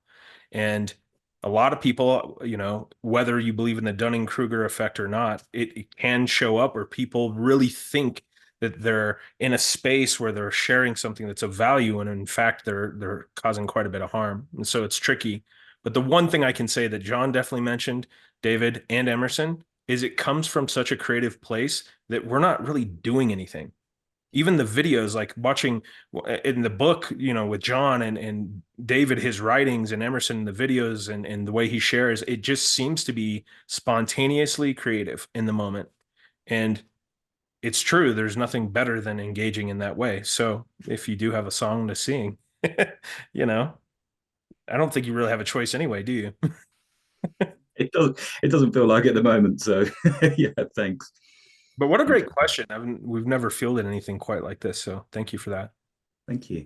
But thank you for David for pointing that out too, that there's a lot of, seemingly I don't know what to call them, but just this sharing that was really clear in the beginning, and somehow something happens along the way. And it's just what it is as well. It's just what it is as well. So thank you for that sharing, David. That was really great, because I've seen it all throughout, right? And for quite a while, just as a story as well, there was a lot of clarity here, but I just love being in the background. I just love interviewing people for quite a while. And even speaking about this was an accident. One of the speakers did not show up. I'm like, oh, and then I started speaking. So it just came out without any doubt, but anything can appear, right? So who knows, right? Who knows? It's just what it is. So if it's coming out, if it's coming out, if it's going to need to be sung, sing it. I think if I were giving anyone advice about stepping into the role of teacher, I would say, what did I write some time ago? Something along the lines of, in the end, this has nothing to do with teachers, teachings, gurus, or anything, but it has to do with the exploration of your own experience. Oh, yeah.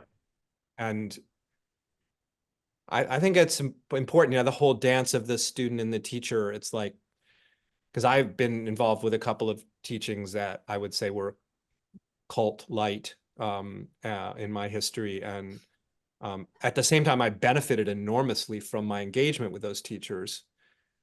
I feel like for some reason I had a wiring in me of like not deferring to authority. I just don't do it. And I encourage everyone else to not defer to authority. It's like, no, the authority is your experience. That's the teacher. And if teachers can help you to explore experience in ways that maybe you're less familiar with, to discover something about your own experience and the miracle and the astonishing thing that it is. Yeah, by all means, sing that song. Yeah. Now's the time to promote one of my videos. I made a video a few weeks ago, and it was entitled "Meet Your Gurus: Hearing, Seeing, Smelling, all the five senses." And like, there you go, right there. There's your gurus: hearing, seeing, smelling, thinking. There you go. The gurus are right there. It's just a funny title, but it's true, really. Those are the ultimate guru, as John is saying, your immediate experience. And if you have a pet, also great gurus. The best. All right, thanks, Tom. Thank you. Let's move on. Let's get Barb involved. Hello, everyone. I'm Hello. excited to be here, and it's been wonderful. Thank you. Okay, so I know Josh. We've met, and I'm currently doing a series with John. So that's great. And I've seen the videos of David and Emerson. Perfect. So what I wanted to ask is for Emerson. I understand that you went through a period of silence, and Yes. I'd like to hear that story and how it ended, because I also have that 2.5 years of silence, and now it's changing. So I just would love to hear about that. So in my 2 years of exile, because I thought I lost everything, I lost my community, I lost my wealth, all that kind of stuff. I get into heavy seeking, like it became a full-time job, and I was always thinking, always trying to figure out what was missing. It was almost like a neurosis, right? So for a few years, and I was DJing, and I was trying to give up seeking, and it was just back and forth into what am I going to do, in limbo, basically, and in exile, avoiding my parents, avoiding everything. So it was almost felt like a 24/7 nonstop thoughts and a lot of anxiety, crippling depression, panic attacks, you name it, and it's irrelevant what happened, but somehow after that happening, there was just this, all of the belief systems were coming and going, and they were all disappearing. Any ideas, it's just like boulders and heaviness and all that kind of stuff, where I could not find it. I could not find Emerson. I could not find my history. I could not find anything at all. And the words started dissolving too. I found out that words were all made up. So I was living in this dream language field of fantasy, and I was avoiding all of this stuff. Ironically, I was supposed to, some of my old students reached out to me and said, hey, we would like to support you and would love you to host a silent retreat, so we rented a space and everything. And maybe my memory is not really that good, but 4 or 5 days before, I called everybody, because the unthinkable happened. And I basically called the organizer and I said, I don't have anything to teach anymore. I said, I've refunded everybody, all of the money. And so I had the place for a whole month.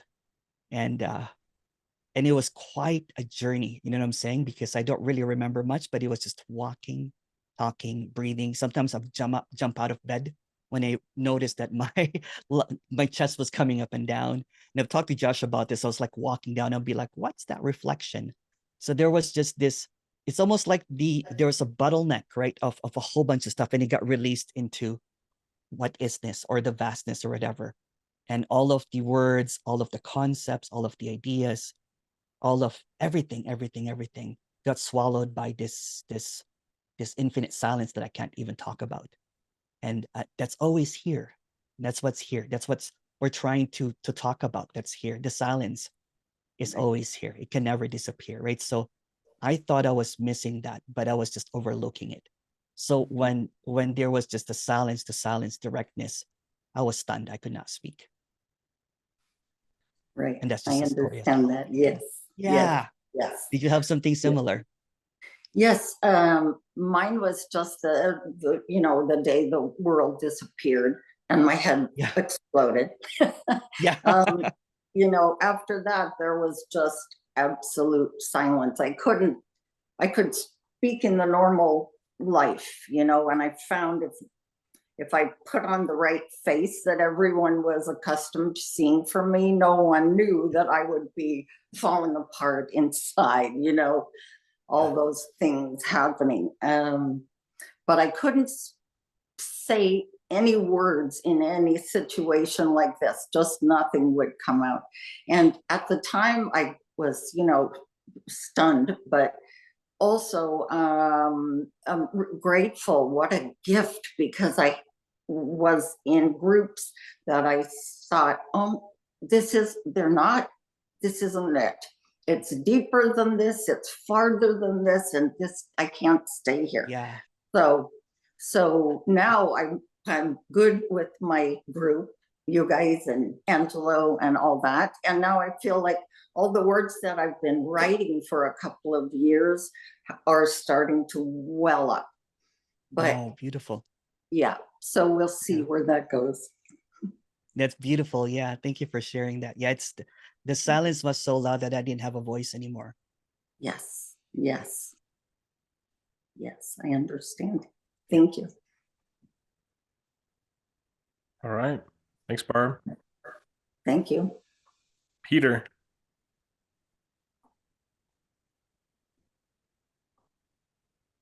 Hi, Josh and everybody.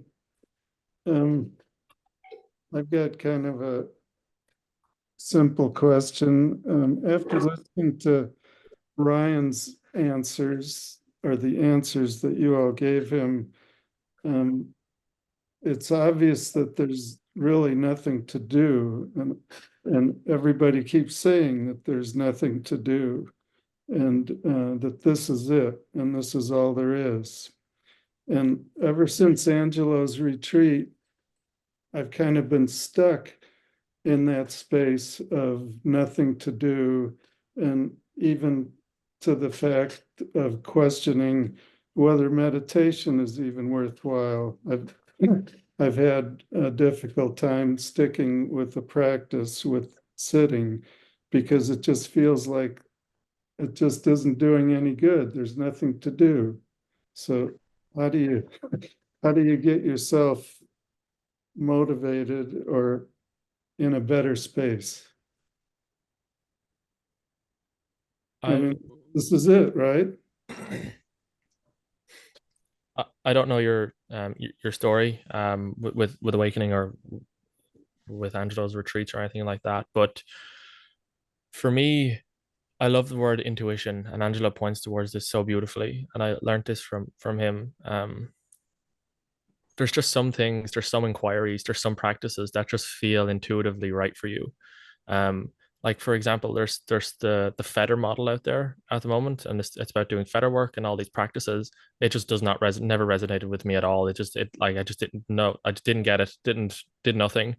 But then things like Vipassana, it was just so natural. It was almost like I wasn't practicing at all, because the intuition to do it was just so natural. And it's kind of, it's about trying to find what questions really intrigue you, what practices really intrigue you. And that goes for teachers as well. Like you may listen to what I have to say on my channel and just be like, okay, I just no idea. And then you might go to Emerson's channel and be like, oh yes, beautiful. I intuitively can feel exactly what he's saying. And so really it's really about listening to that intuition and really feeling into what is it that really intrigues you, what is it that really pulls you down. Again, for me, it was Vipassana. It was the simple questions like who am I? It was, you know, doing body scanning and looking for the sense of self. Those kind of things really worked for me. And actually, you know, John's book, actually, he's talking about his book's only 4 people read him, but I think a lot more than that has read him. Even that pulled me in even deeper, because it just resonated. The way he spoke just resonated with me hugely. And so it's really just about finding that intuition, listen to that intuition. It's a natural pull. You'll be listening to a video one day and you'll be like, oh, what's he saying right there? I want to know more about that. And then just go deeper into that and go endlessly into that and let yourself go into that. Because there's a lot of teachings, there's so much pointings out there. We're all pointing towards the same thing, but the same pointings don't work for everybody. And the other thing I'll say is about the radical non-dual message, and it's kind of I can point like that. I do point like that a lot of the times, But I also have another side of me that when I realized that that kind of pointing doesn't work for everybody, and that there is times when you do need to sit and, you know, investigate, inquire, ask these questions. If you've read Angelo's book, he kind of talks about this a lot, is that, you know, there is inquiry that you can do that's really, really helpful. But the thing is that all the inquiry will just make you realize what's already here. But that doesn't negate the fact that there's still practices that are very, very useful. So just don't fall into the trap that there's absolutely nothing to do. There's no practices you need to do. There's no shadow work you need to do. There's no anything. There's nothing to do at all. That can be really poignant pointer for some people. But for other people like me, a little bit of inquiry and a little bit of practice really, really, really helped. Just the way I was. So really listen to that intuitive feel within you, and then just go for it. That's what I'd say. I understand that there is something that needs to be done, but I just feel at this point that I haven't found a practice that really resonates with me. I've worked with inquiry, various kinds of inquiry, and I only get to a certain point where it kind of falls apart for me. Yeah, that's I can totally relate to that, and also to keep in mind that, you know, practices isn't, you know, it doesn't have to be zazen. It doesn't have to be even inquiry. It can be walking in nature. Like for me, walking in the forest and listening to the hum of the trees and all of that, I was like, what is that? The wind and the sensations and all of that, and just being intrigued by all of it. Even just walking in nature, that could be your practice. And investigating subtly, it's like, what is that sound? You know, where's identity in all of this kaleidoscopic, you know, the sensations and the sounds, and all of it is deeply known. So it doesn't have to be a, you know, zazen practice or inquiry, you know, sitting on a cushion or anything like that. It can really be anything. Yeah, I try to bring my awareness throughout the day, certainly, as constant reminders. But sometimes it just feels like it isn't engaging properly. Yeah. I don't have anything more to add. Other than to just explore. Exploration. This is really innocent exploration. That's just what on Sam Harris's meditation. I was like, it's not really working, and then this isn't working, and, you know, this practice isn't working, and then I kind of came across Angelo, and I was like, oh, okay, I see. And it was very, very frustrating.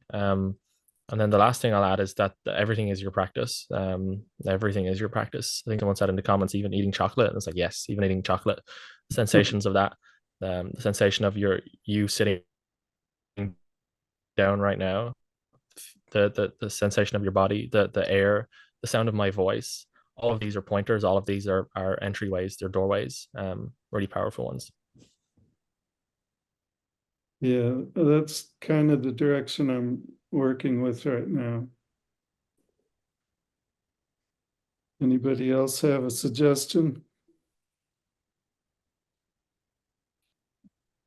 Muted. Sorry. I'll share something quickly, because I see there's some other people that have questions, but I've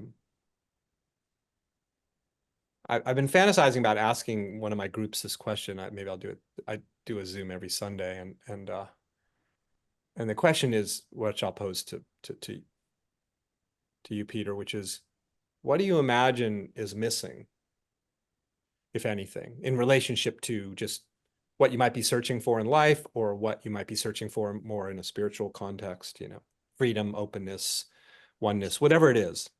And then the way I look at practice is the opportunity to look and see that whatever we imagine to be missing is not missing, actually. Like openness. Well, I want to become more open.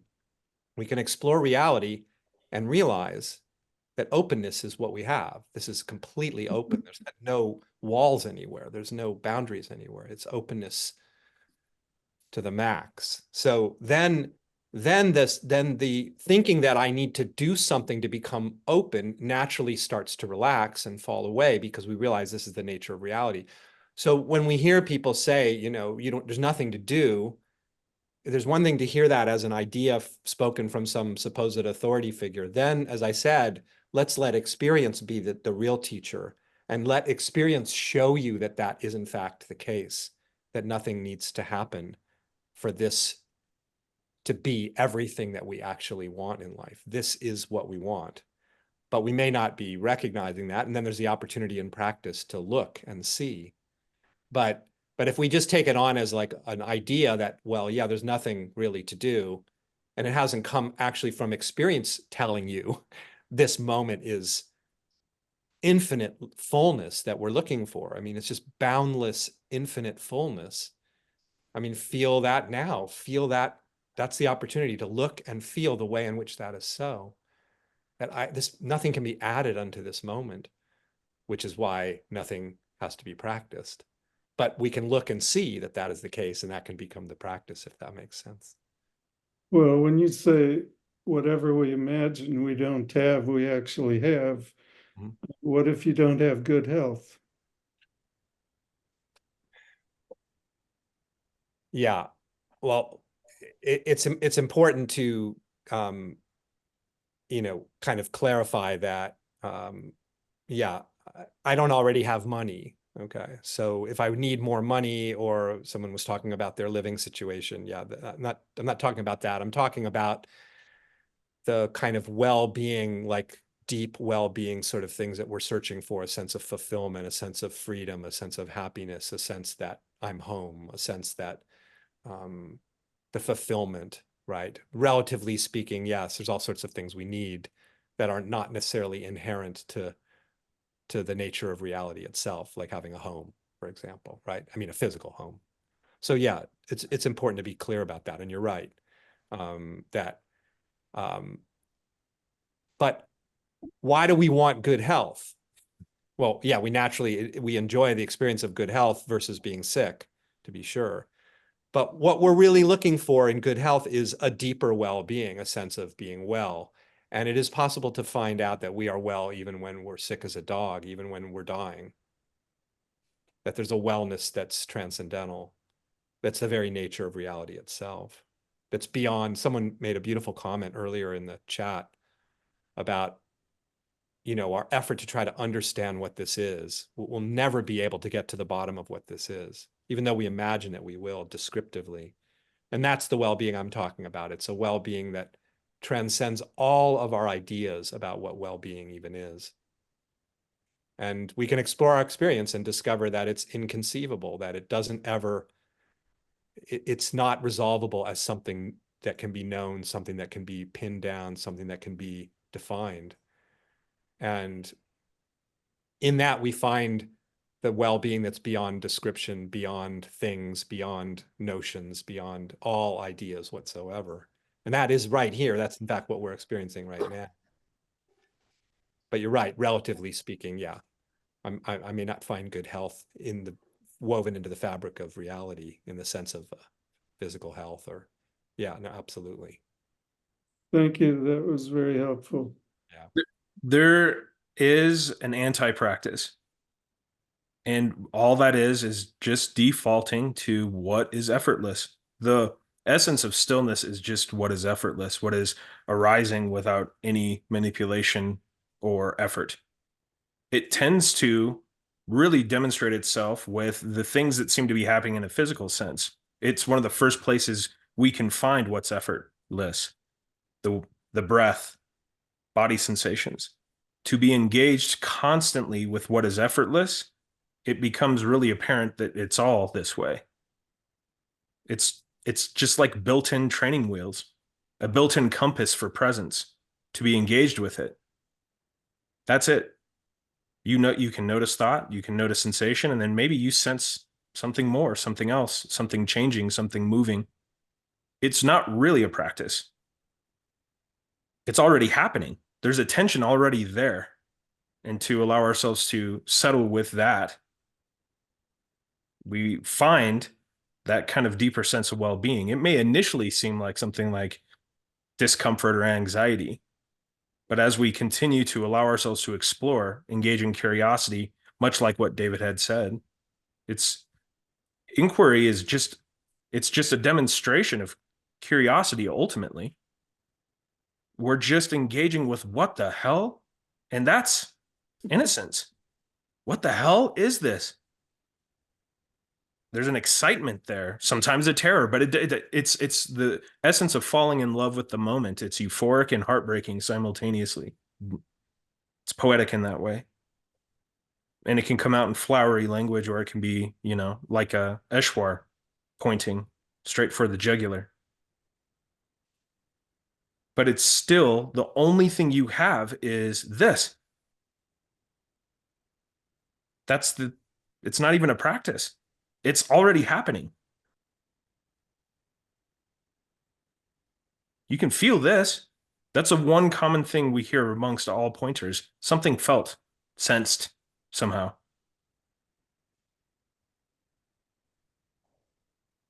That's why meditation can be valuable, because it eliminates external distractions so we engage a little closer to home. But it's not a requirement. Like David had mentioned before, Zazen, not an absolute necessity. Yet it does somehow point towards stillness, whatever this sense of stillness is. This silence that Emerson brought up earlier.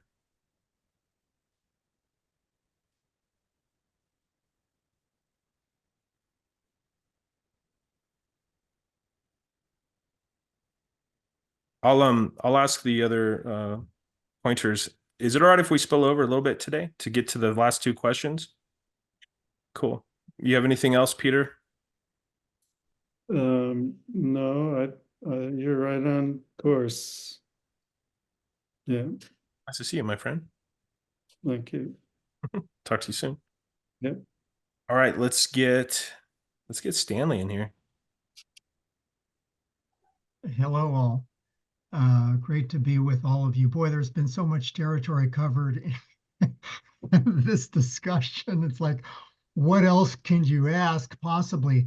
But, you know, I was really interested, or I found that it was a real interesting discussion regarding teachers and who's ready to be a teacher. And, you know, it's quite an interesting territory, the non-dual communities out there. And, you know, I kind of feel like I've seen a little bit of all of them. You know, at first it was Papa G, and then Ekhart Tolle, and then Tony Parsons came around, and wow, this is different. You know, it's just like all over the map. And so I guess my question is, as someone is sort of looking at this broad non-dual territory out there, what suggestions would you have for someone who's looking for like the right fit, or what are the signs that that teacher might be right for you? And also maybe if there's any cautions that you have about, or just personal opinions you have about, you're not really an advocate for this approach, and this is the reason why you're not an advocate for that particular approach. So that would be kind of my question, I guess, for starters. I would say, really simply, who leads you deeper into presence? When you're listening to somebody and you're listening to them speak, are you forming mental conclusions about reality? If so, maybe not. If you're listening to somebody and you're really feeling presence, and you're going deeper into presence, and you're seeing what is right here, right now, and you're really feeling that could be, that could mean that person might be the right fit for you. But like, for example, if I know a lot of the radical message, I know a lot of people can make mental conclusions about that. And, if you're listening to a teacher and you mentally conclude that there's no self and there's nothing to do, I think it would be good to recognize that that's just a mental conclusion, and it's not the nature of reality itself that's actually felt. And so when you're listening to somebody, you can really feel that. As I said before, I found John a few years ago, and it just instantly, it was like, oh yeah, this is just pouring through me, whatever the words coming off the page right now. It's just beautiful. Same with Adyashanti and Angelo. When I initially starting this, it was just leading me deeper in state as I and so really, who leads you deeper into presence is what I'd kind of just say to you. And say books and things like that. Any teachers that cause you to mentally conclude about reality, because you're living in there's this reality has no conclusions about it, and they'll always point you towards that which is beyond any and all conclusions. I know my internet connection is a bit unstable at the moment, so I'll just let somebody else pop in. I might also throw in that within the last few weeks, I met with a non-dual teacher who was in a group setting, but it was actually primarily emotional processing.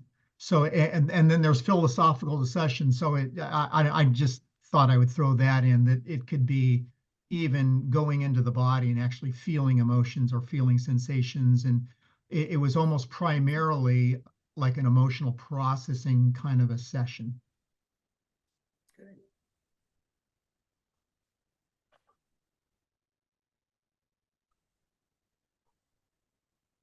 I might add to that, Stanley. For quite a while in the story of seeking, I went through everything. I went through the practice of advaita, and then I also went to the radical, and flip-flop back and forth, and tried to find. At one point I was just hitting my head on the wall over and over again, trying to figure out who's telling the truth, who's got it right, who's the most pure, who is going to liberate me.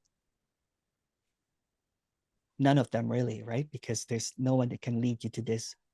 It's already this. And the one thing that would be a warning sign is if there's an authority figure of someone that has kind of like what David was saying about, when it's a mental structure, when it's dogmatic, when it has to be a matter of fact, when it has to be an absolute, when there's a claim of superiority, even if they don't claim it, you'll feel it. You'll feel it. When there's just this directness, this sincerity,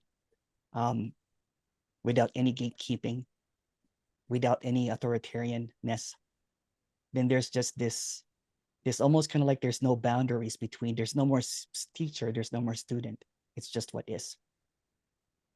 That's just my opinion about that. One other question along the lines of this is, I'm curious if any of you feel that this creative sharing that is happening in non-duality, where there's sort of a supposed teacher and a supposed student, or there's just a sharer and maybe someone who's absorbing or something. If you have like maybe a way that you even kind of see this process, is this just dance? Is this just sort of? I don't even see that at all anymore, right? I don't see anyone that has to learn or anything, but there's a dance. Yeah, there's definitely a dance, but there is just this equality, right? There's no one that knows better. There are no ones that does not know. And yeah, that's what's to watch out for when someone claims, or not even claim, you know what I'm saying? But when there is a pedestal that's happening, whether it's a no one here, or I am that, all that kind of stuff, right? Anything that has concluded, anything that has reached an absolute level of understanding, then then it becomes a codependency between that someone's got it, someone that doesn't have it. Yeah, that's a good pointing. Another really powerful indication if something is, taking on this essence of a sacred cow or taking a position, is pay attention to the no's, where things are being rejected altogether. It seems pretty clearly that it's really difficult to reject anything, reject any philosophy, even any religious or spiritual practice. There seems to be this in everything. And where the no's are can also show up in that hierarchy of not you, me, not you as well. And it kind of really, the best answer for you, my friend, is it's intuitive. You just know, and you don't know why. If you know why, that's data driven.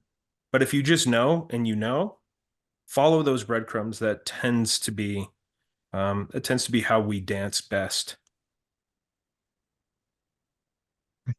Thank you.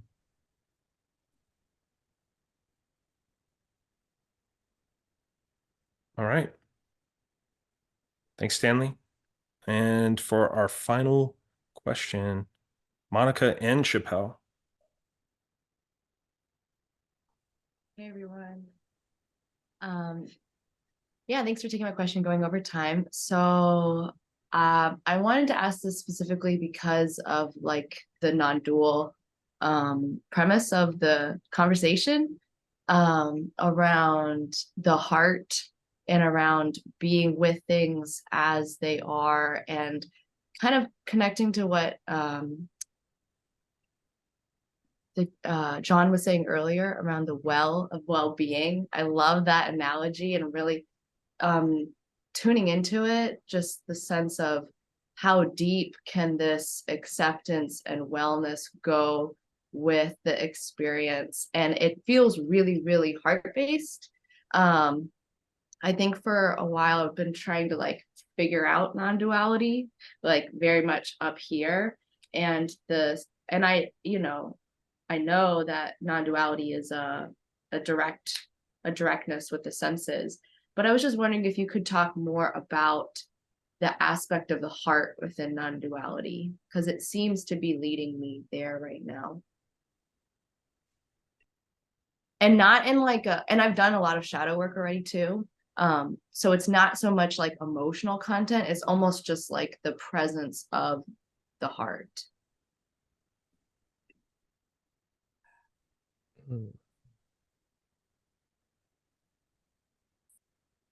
Yeah, I like that. When I was at Angelo's retreat one time, and it's when this whole we talk about no self in Buddhism, when that kind of shift was clearly recognized, that there's nothing hiding in between the sensations and thoughts, and there's no background reality, there's no fish container of awareness. What it felt like happened was it just is what happened energetically. It was like my head dropped into my heart, and there was a big expansion here, and I was like, whoa.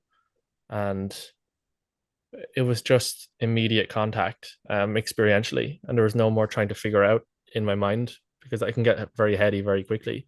But when you see with the eyes of the heart, that's when you see, interconnection, interpenetration, just what is. And it can kind of feel like that sometimes, like literally there's like you're just exactly with experience as it is.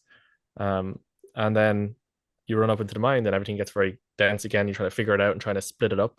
But my interpretation of what the heart is just immediately being with what is, with direct experience alone. There's no more questions of the mind, but it's just the vividness of luminosity of this whole thing. And for me, that felt like I was in some way just the heart was seeing instead of the mind was seeing. One other thing, Angelo just released a video. Angelo, I'm not sure if you're familiar with his channel, Simply Always Awake, but he just released a video called Seeing with Your Heart. So yeah, go check that out. I was starting to share something. I was going on for a while. I didn't even realize I was muted. So I'm glad David jumped in. It's funny. I was just going to say that, like, I don't use the word heart almost ever when I'm talking, although I did put out a video recently from one of my Zooms. I think it was titled "Being is the Heart of Everything." And I don't myself think about heart having anything to do with the physical heart, having anything to do with the heart chakra, having anything to do with emotion. And you kind of mentioned that. I would say the heart is, I mean, David put it beautifully, you know, it's like this that is with everything, the heart, what is the heart of this moment? You know, what's the saying we have in English, you know, what's the heart of the matter? Like, what's at the center of the matter? What's at the root of this? What's the basis of this? That's to me the heart, is what is the core of this. Of course, the interesting thing is that it's a bottomless heart, you know, that has no bottom to it. It's just heart all the way down, just centerless center all the way down, down, down, down, down, which is ridiculous to say down. I could say up, up, up too. It's just, but being is one of those sort of primal qualities of this, we could say that it is.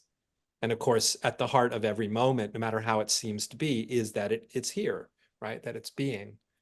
And that's my sense of what's the heart of everything, is being. And that's why I have that play on words of like well-being, the well of being. The being itself is the wellness at the heart of everything, the center of everything. Yeah. Just like John, I don't use the word heart in any of my talks. But I tell stories about the heart. When the first seeming kind of like, you know, openness was it felt like the heart opened up completely. And there was just this openness. There was no space. There was no center even. There was just this equanimity in everything. And that was seeing that there were, and seemingly it was a call to action to help others in the story anyway, in the beginning. So that was the heart for me, was the heart was just the opening, the radiance, right? The openness, the sameness and everything. The word heart and the word love, they can have a sticky value sometimes. I think maybe what you're starting to tap into is this sense of innocence and compassion that just really seems pervasive, ubiquitous.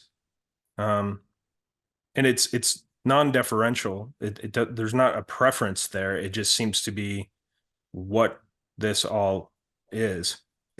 Maybe it's the sense, the vibrational frequency and just how we interpret it. But we could say it feels like love and it feels like heart opening, but it's just a vastness of presence it's hard to describe. Even compassion cheapens it a little bit, but it feels unbound, unkept, untethered. And something in that just has a sharing quality, a connective quality, a oneness to it that is imperturbable and can make us often feel like we are on the verge of tears or laughter simultaneously. That is probably the best way to point to what seems to be the heart of the matter in this, as someone once said, extraordinary moment.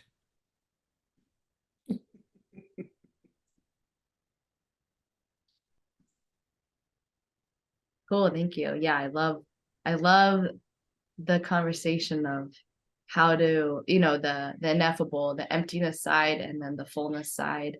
I feel what you're all pointing to. So thank you for sharing that with me.